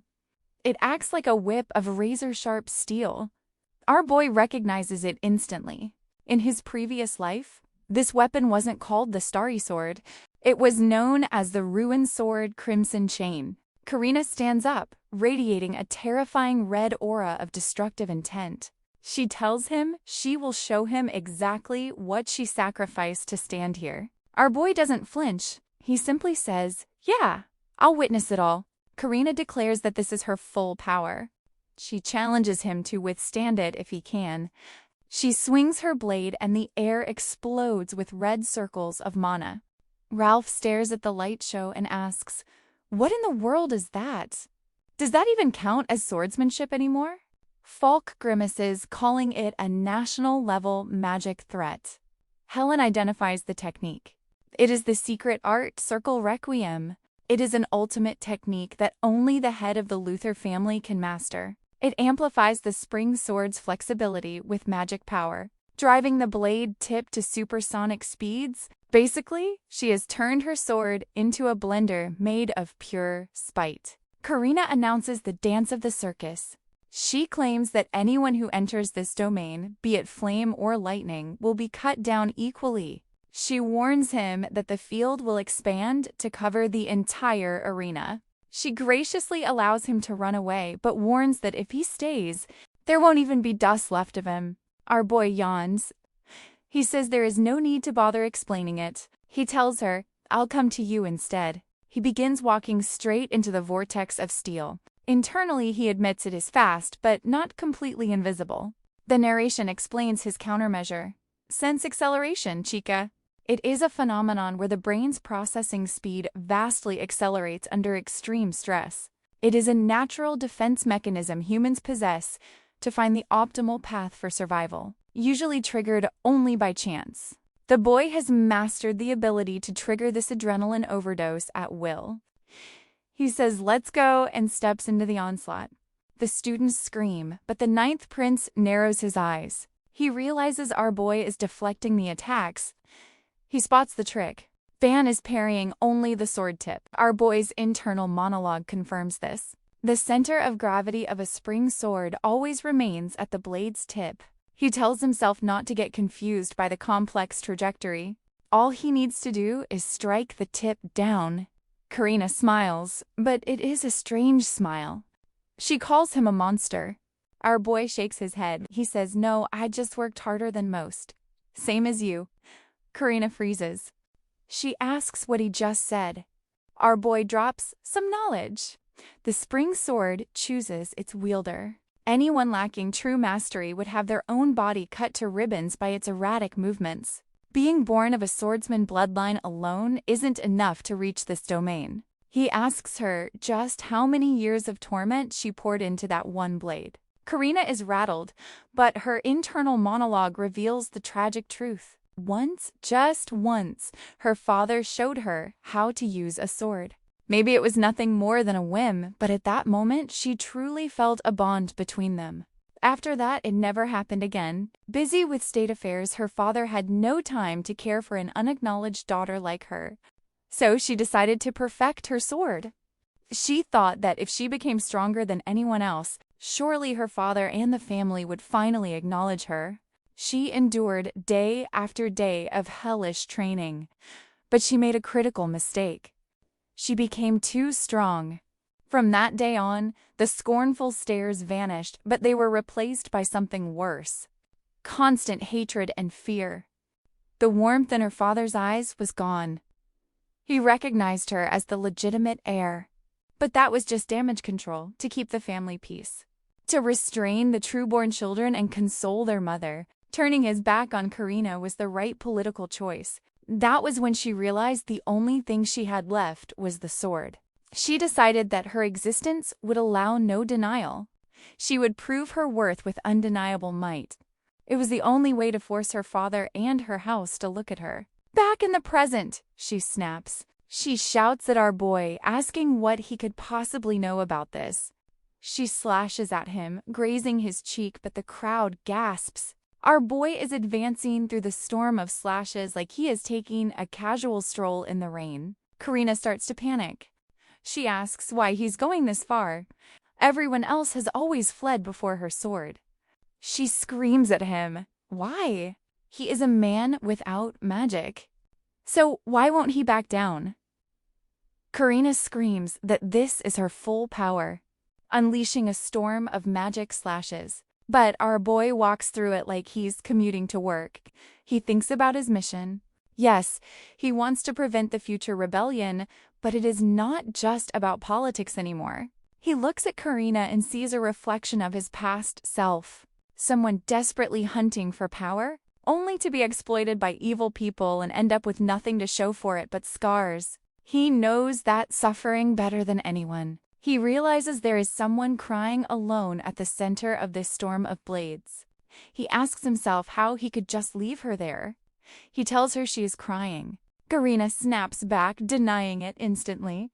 But our boy corrects her. He says she might not be shedding tears, but her sword is screaming in her place. He translates the noise for her. Is this still not enough? Why won't you acknowledge me? That is what her blade is shouting. Karina grits her teeth, furious. She asks what a stranger could possibly know about her. She insists that this violence is all she has to become strong enough to make the entire house. Luther, bow down. Our boy weathers a few superficial slashes to his body, ignoring the pain. He admits he doesn't know everything, but he looks her in the eye and drops some life advice. He tells her that her worth isn't decided by anyone else. The sweat and tears she shed, the weight of every swing she made as if carving away her own soul.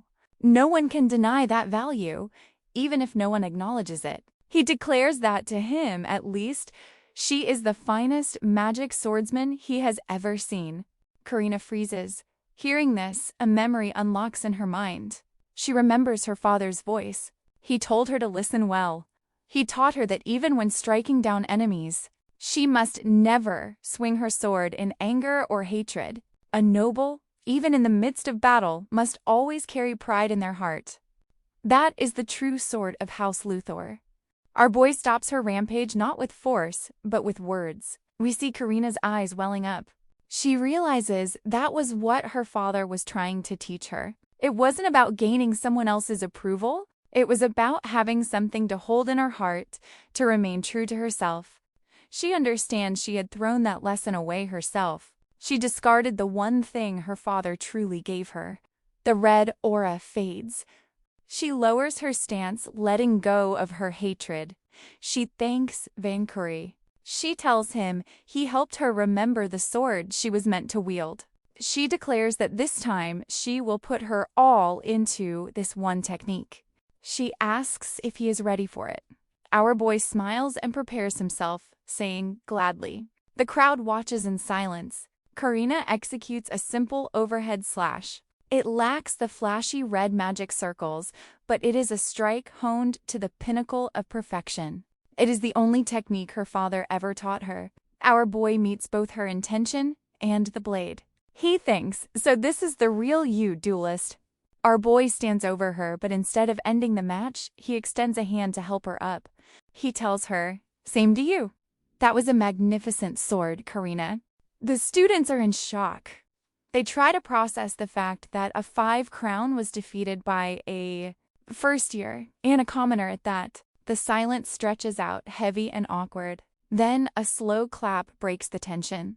It is Prince Hines, the blonde trader who sold our boy out in his previous life. He starts clapping enthusiastically. The rest of the crowd, following the royal cue, begins to applaud as well. Our boy helps Karina to her feet while the villain cheers for them. The day after his legendary showdown, our boy is already back on his feet, looking like he didn't just spend the previous afternoon in a magical blender. He's hanging out with his 2 noble sidekicks, Ralph and Falk, who are hovering over him with the energy of golden retrievers that just found.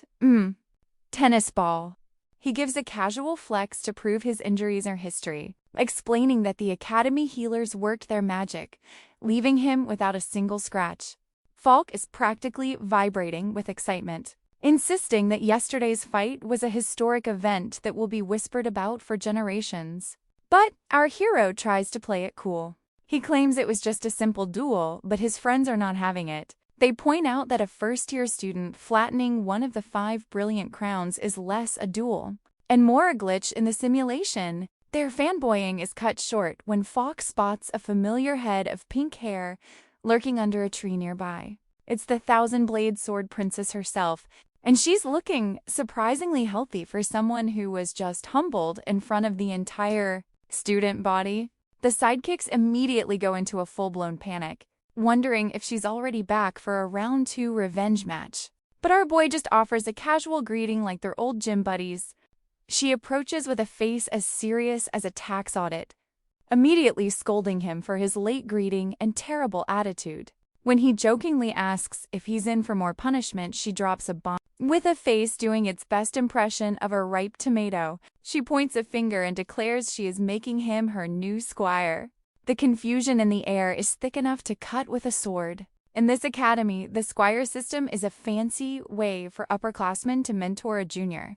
In reality, she's announcing that she'll be his shadow from now on to personally correct his behavior. Our boy realizes this is a polite way of saying he's under 24-hour surveillance, and the thought makes him look like a Windows update stuck at 99%. While he's internally screaming about the lack of privacy, his noble friends are whispering that this is a top-tier deal. They figure that as long as the Sword Princess is watching over him, no one else in the school will dare to bother him. The princess tells him he should feel honored to be taken under her wing and demands he swear loyalty on the spot. Our boy, who values his freedom more than any royal title, gives a polite refusal and immediately activates his secret technique, running away at top speed. "I can't stand being monitored by anyone," he shouts as he bolts for the horizon, leaving her completely stunned. She isn't about to let her new project escape that easily and sprints after him, shouting that he can't run from her guidance. Watching the high-speed chase, his friends suspect this isn't about training at all, and that the princess might have a massive crush on the guy who just defeated her. Meanwhile, the vibe is much darker over at the elite meeting of the 5 brilliant crowns. Prince Luce is having a physical reaction to his own anger, fuming that a member of a servant race managed to defeat a noble. To him, this isn't just a loss. It's a disgrace that threatens the very foundation of their society. He believes their hierarchy is built on magic power, and if a commoner with no mana can win, the royal family's right to rule starts to look like a house of cards. He slams his fist on the table, convinced that the Ice Flower Lady is trying to dismantle the nobility by letting our boy enroll. The purple-haired guy with the indoor sunglasses is busy wondering where a random kid learned to fight like a master assassin. But the red-headed elite Amelia isn't impressed. She sips her tea with the grace of someone who thinks everyone else is a peasant, arguing that our boy's techniques are no threat to real nobles. In her eyes, a true leader is a shield and a hammer designed to shatter monster armies, while our boy is just a glorified street fighter who would be useless in a real war. She claims he's only suited to be an assassin and can never replace the pillars of the nation. To prove her point, she suggests using the upcoming Legion training to expose his limits. This is a practical combat exercise where students form units to hunt magical beasts, and she plans to draft him into her squad just to humiliate him on a grand scale. The plot thickens when the blonde traitor, Prince Heinz, strolls into the room like he's posing for a motivational poster. Despite this being an exclusive room for the top elites, he flashes a smile and asks if he and his friends can join Amelia's unit for the training. He claims he was deeply moved by her speech about noble conviction, acting like her words were a spiritual revelation. Amelia is totally charmed by the royal attention and agrees to the plan, promising to educate our boy under the princess's watchful eye. Heinz just stands there with a grin that screams. He has a PhD in betrayal, clearly plotting something chaotic. Back on the academy grounds, the high-speed game of tag finally ends as the Pink Princess manages to catch up to her target. The scene shifts to a lovely tea time with the Ice Flower Lady, where our boy is munching on a biscuit with the dedication of a squirrel preparing for winter. His 2 noble sidekicks, Ralph and Falk, are getting the rundown on the upcoming Legion training. Falk explains that they won't just be students playing pretend. They'll be leading actual kingdom soldiers into combat. Our boy pauses his chewing just long enough to clarify that this is basically a commander internship, and Helen confirms it. She drops the details, saying the operation area is the Lamette Wetlands, a magical wasteland that sounds exactly as cheerful as its name implies. The narration clarifies that these wastelands are infused with heavy magic power, similar to the forest from the entrance exam, but on a much nastier scale. Helen explains that beasts live there, and when their population swells, they migrate, causing stampedes that can flatten civilization. So, the nobility has the vital duty of culling the herd before things get apocalyptic. Our boy nods along, telling her to continue while he demolishes another snack. She explains the hierarchy. First years lead squads while upperclassmen bundle those squads into companies. Ralph asks the question on everyone's mind: if they do well, will they get famous? Helen confirms that all the current 5 brilliant crowns made their names during their first year. Legion training. But there's a catch. The upperclassmen get to nominate who they want in their companies. Our boy immediately assumes he's getting picked last, like the kid with a contagious rash in gym class. He figures a guy like him will end up with the leftovers, but Helen corrects him. It turns out plenty of seniors actually want to recruit him. Our boy looks confused, so the sidekicks have to spell it out. He's the guy who humbled the sword princess and took down a demon. To the student body, he's a mystery wrapped in an enigma who overwhelms opponents without using it. Drop of magic. Our boy is speechless. In his previous life, he was treated like furniture. Now, he's the popular kid. He realizes the world is changing bit by bit. Though he senses not everyone is happy about his sudden rise to stardom, his instincts scream at him and he glances into the distance, locking eyes with the angry Prince Leonis, who is watching from a balcony. The prince is shook that our boy sensed him without any magic detection, but he just grits his teeth and mutters for them to enjoy their little friendship games while they can. Back at the table, Helen offers a solution to the drafting anxiety. She plans to use her priority as a crown to draft Van, Ralph, and Falk into her own unit. The sidekicks are thrilled to be on the winning team. But the celebration is cut short by a familiar voice. The sword princess arrives looking like she's ready to file a custody claim. She announces that supervising Van is her responsibility, since he is her squire. So, naturally, he'll be under her command. Our boy immediately shouts that he already refused that offer, but nobody is listening. Helen laughs, saying, "That sounds interesting too," completely ignoring our hero's desperate pleas for freedom. Days later, the squad gathers around the bulletin board for their official assignments. The crowd is massive, and Falk notes that a nomination from a prestigious upperclassman is a huge honor. They scan the list for Helen's unit, assuming they're all safe and sound, but our boy freezes. His name isn't there. He checks the sword princess's unit. Not there either.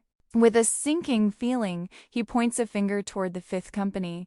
Ralph and Fox turn pale. They ask if this is some kind of sick joke, because the commander of the 5th company is none other than Amelia Rosen, the red-headed elite who thinks commoners should be used as pavement. But it gets worse. Falk points to the name right next to Vance. It's Prince Hines. Our boy stares at the board, realizing he's been drafted into a nightmare squad with the traitor from his past life and the woman who wants to ruin his future. Right on cue, the blonde traitor strolls up with Amelia, smiling like a shark that just spotted its prey. He says what a lovely coincidence this is. Meanwhile, our boy turns to him with a face that suggests he just swallowed a lemon whole. Prince Hines and the red-headed elite approach our boy with the energy of a corporate HR department, about to deliver bad news. The blonde traitor flashes a smile that's far too bright for someone who has already caused a terrible incident, acting as if the entrance exam was just a fun bonding experience. He extends a hand for a shake, suggesting they work together and do their best. But our boy responds with the conversational energy of a brick wall. He stares at the hand like it's a suspicious piece of garbage and gives a short, dry confirmation without actually touching him. The red-headed commander, Amelia Rodenwalt, steps in to introduce herself as one of the 5 brilliant crowns. Our boy offers a polite bow and an apology for being late to the party, which Amelia dismisses with a wave. She claims she isn't a fan of stiff formalities, but she immediately follows that up by telling him to remember his place as a lowly gala. In her mind, his only job is to stay out of her way and follow instructions like a good little scout before the vibe can get any more toxic. Helen, the recruiter who basically hand-delivered our boy to this academy, steps in to ask if Amelia is being a bit too aggressive. Amelia doesn't back down, arguing that her elitism is actually a form of kindness. She genuinely believes that people without magic are just walking liabilities who endanger the entire unit. So she's generously assigning him to sentry duty. Our boy realizes Amelia is the most annoying type of person to deal with because her eyes hold zero malice. She isn't being mean for fun. She truly deeply believes she's right.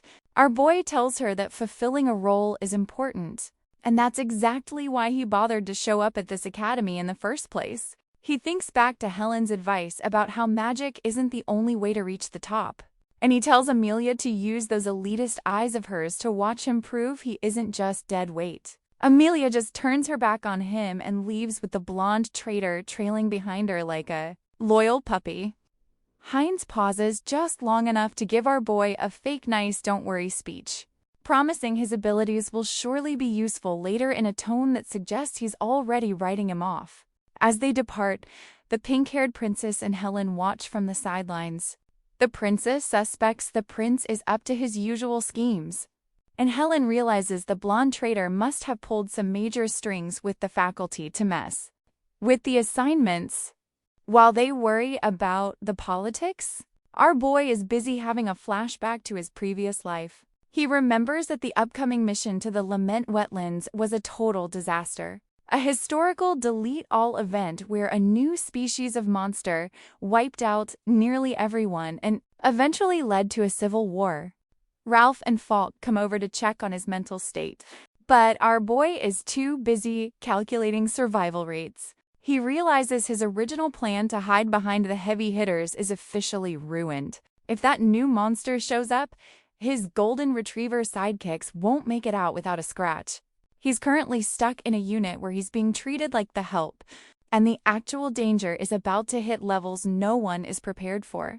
When the time comes to move out, Amelia gives a grand heroic speech about noble pride and soldierly resolve that gets the army shouting with excitement. However, the soldiers actually assigned to our boy's squad are having a collective meltdown. They aren't even bothering to whisper their complaints, openly mocking the fact that they have to serve under an unarmed Galdo with no magic. They're basically treating him like an expendable pawn before the fight even starts. Our boy listens to them talk trash and decides he's had enough of the commentary. He steps up and informs them that he is their leader now, and from this moment forward, the talking is over. He tells them to be quiet and focus on the mission like they actually belong in the kingdom's army.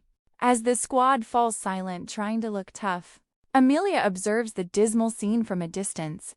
To her, him being stuck with these bottom-tier rejects with no future is just proof he's already reached his limit as a commander. Amelia wastes no time, her shout to begin the march earning a roar from the army. Everyone except our boy's squad. His team is stone-cold silent, showing all the enthusiasm of a trip to the dentist.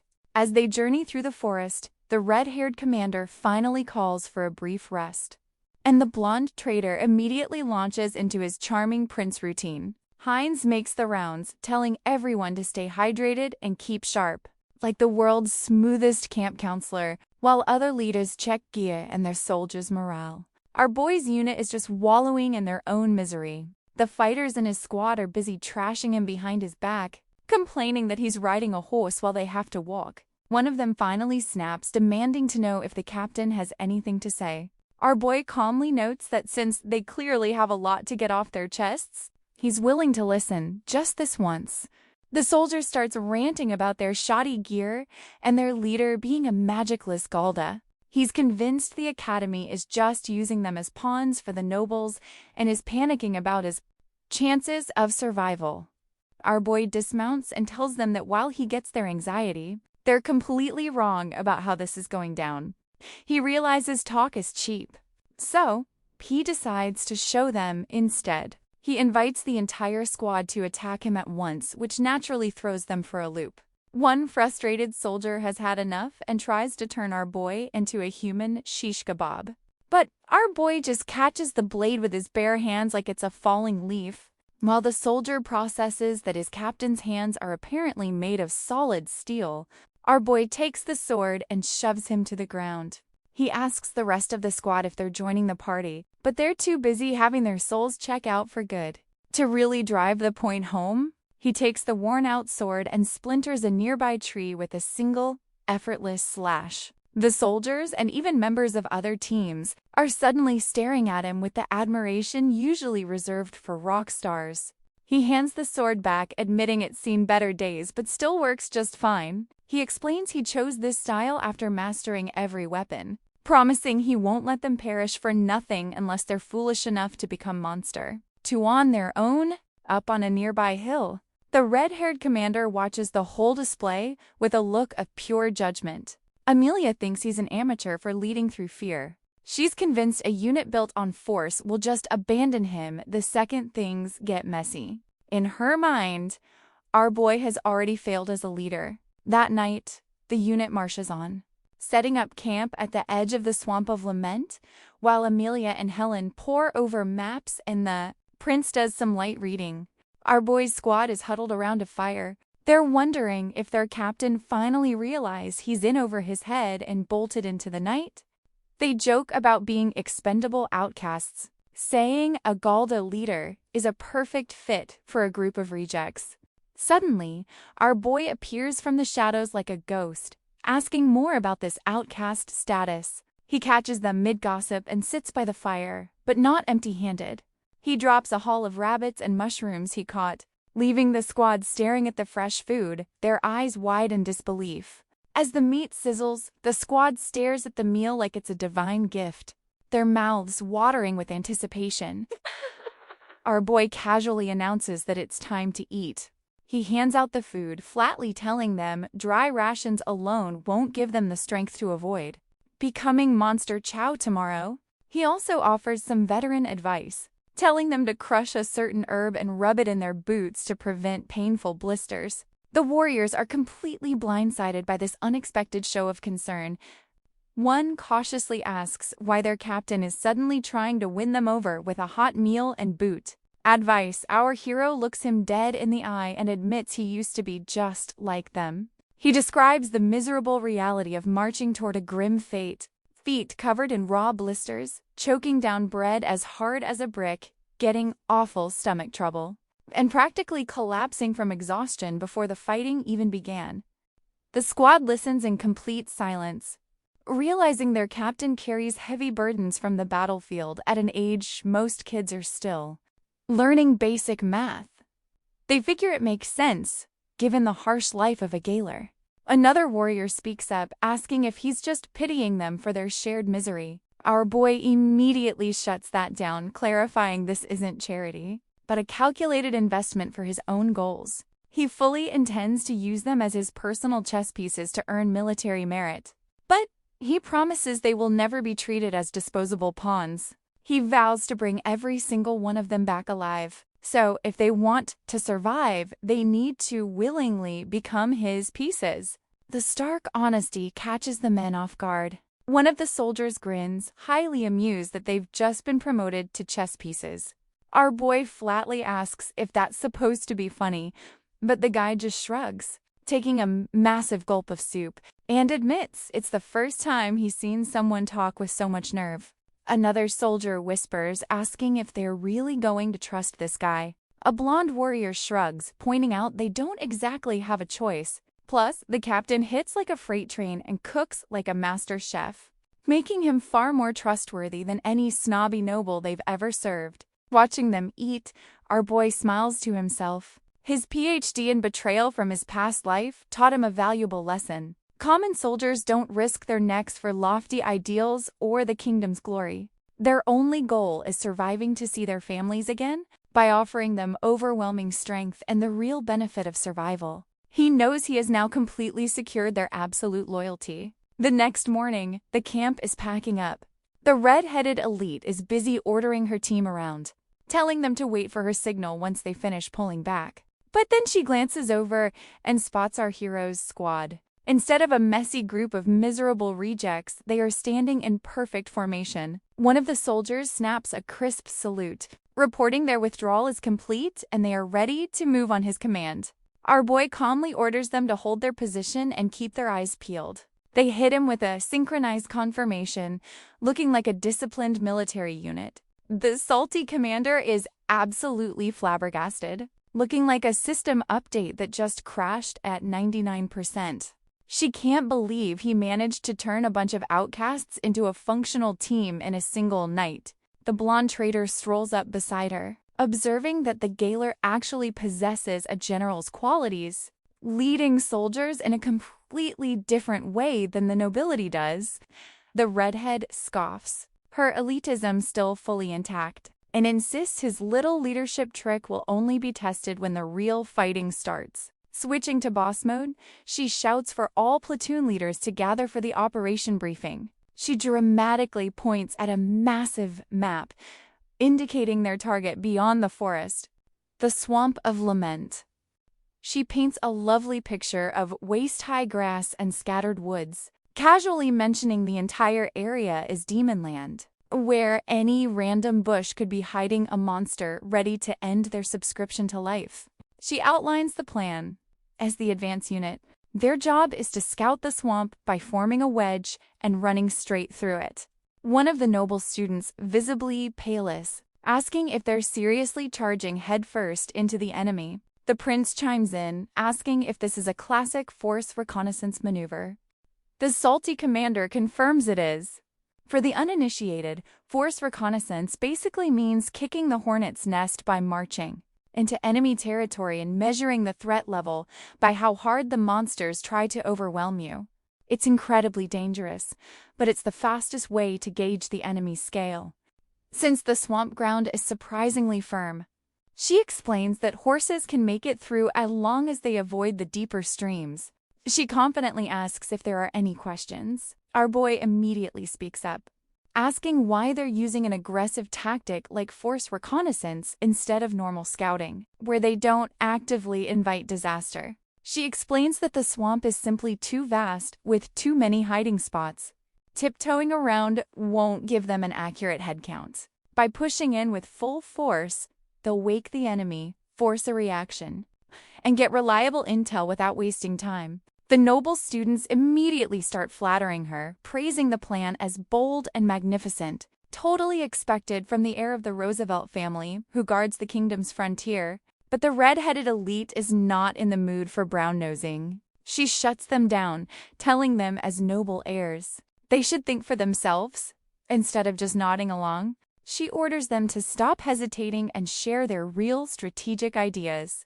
The students freeze, stunned by the surprise test. Seizing the moment, our protagonist steps forward again. While everyone else is glitching, he meets her gaze and completely dismantles her grand strategy. He states that instead of a massive charge, they need a small, focused scouting party. The surrounding nobles gasp, shocked that a supposedly low-ranking Galda just challenged the commander. Our hero holds his ground, insisting on a small, focused scouting team over a loud, large-scale charge. The blonde noble and red-haired elite just stare, processing his bold defiance. He casually unfolds the map, pointing out the critical flaw in her plan. The swamp offers too much open ground. If the whole cavalry advances, the creatures will see them from miles away before they can even act. The smug commander agrees completely, stating that's the entire point of a reconnaissance in force. But our hero retorts that if the enemy strikes first, their whole unit could be overwhelmed. She takes it personally, her ego clearly bruised. She glares, asking if he really thinks she'd lose to some swamp creatures. Unfazed by her intense stare, he calmly reminds her that a commander must always prepare for the worst-case scenario. She pauses, considering it, and admits that while the odds of failure are 1 in 10,000, she sees his point. She challenges him for a better idea. He suggests his squad act as bait to draw the enemy out. Once the threat is confirmed, the main force can advance safely, lowering the risk of a dangerous ambush. She gives a backhanded compliment, praising his courage and officer-like mindset, but then rejects the plan. She calls it too cowardly, arguing that moving so cautiously would take too long. Our hero tries to cut in, but she interrupts, insisting that giving the enemy time to prepare would only put them at a disadvantage. She believes striking before the creatures can react is the only real strategy. He privately admits she's not wrong by the book, but his memories from his past life are blaring warnings that this mission is destined to fail. He tries a different approach, arguing they're just a training unit unequipped for unknown dangers. The red-haired elite demands solid proof. She wants hard evidence, enemy numbers, or specific intel to justify his caution. Our hero freezes, his special knowledge hitting a wall. He grits his teeth, frustrated by this huge blind spot. In his past life, he was a Gelda mercenary on the Western Front during this incident. On top of that, the kingdom erased all official records about the creatures in the Swamp of Lament to hide their failure. The blonde noble probably knew the truth, but our hero was never part of it. Seeing him silent, the commander delivers the final word. She declares that concern without proof is just cowardice disguised as strategy. And it hurts morale. He tries to argue again, but she pulls rank, warning that any more comments will be seen as insubordination. She officially begins the reconnaissance in force, announcing she leads from the very front. The other noble students cheer enthusiastically. She then gives our hero a dismissive glance, saying if he wants to be so cautious, his unit can hang back, sarcastically calling it the safest spot. Our hero curses inwardly. He knows insubordination is punished severely, even for students, with penalties from expulsion to a long stay in the kingdom's dungeons. He has no choice but to fall back. The nearby nobles immediately start whispering amongst themselves. They mock the idea of a Galda trying to stand out on a scouting mission, scoffing that his bold but empty argument just cost him any chance at earning merit. But our hero is already thinking ahead. As he moves to the rear, his mind races, realizing he can prepare something from the back that the glory seekers up front can't. The advance begins. The red-haired elite charges ahead on horseback, leading the cavalry right into a swarm of Nox fangs. These small swamp monsters aren't very strong, but their fangs carry a seriously nasty magical poison. A nervous student asks that they should fall back, but she just laughs, declaring they'll just sweep this trash aside. She unleashes a massive storm spear, wiping out a whole group of monsters in a flashy magic display. Her fan club immediately goes wild. One of the guys marvels at the Roosevelt family's signature pattern magic, urging everyone to follow her. Another student casually zaps a monster with a fire spell. The regular soldiers watch in awe, hyping up the academy students and figuring this mission is going to be a piece of cake. Way in the back, our guy watches the magical light show with a completely deadpan expression. One of his squad mates nervously asks they should catch up to the main force, pointing out they're just idling back here. Instead of drawing his sword, our guide points to a random patch of swamp weeds and orders his men to start gathering them. The squad stares at him like he just asked them to mop the ocean, utterly confused as the damp plants are useless for firewood. He tells them to stop asking questions and quietly harvest as much as they can. Trusting their strangely competent captain, they immediately get to work gathering the weeds. Meanwhile, the fiery commander is having the time of her life, ordering the troops to push deeper into the swamp. One of her soldiers on the front line spots movement in the distance. A squad captain praises the sharp eyes and eagerly volunteers for the first strike. Desperate for a piece of the glory, he spurs his horse forward, weapon drawn, ready to be a hero. But before he can even finish his battle cry, a massive, apocalyptic blast of intense purple lightning erupts from the brush, completely erasing the captain in one swift, terrifying moment. The cocky soldier is instantly removed from the picture. The rest of the troops, including the red-haired elite, freeze in absolute shock, their minds unable to process the sudden disappearance of their comrade.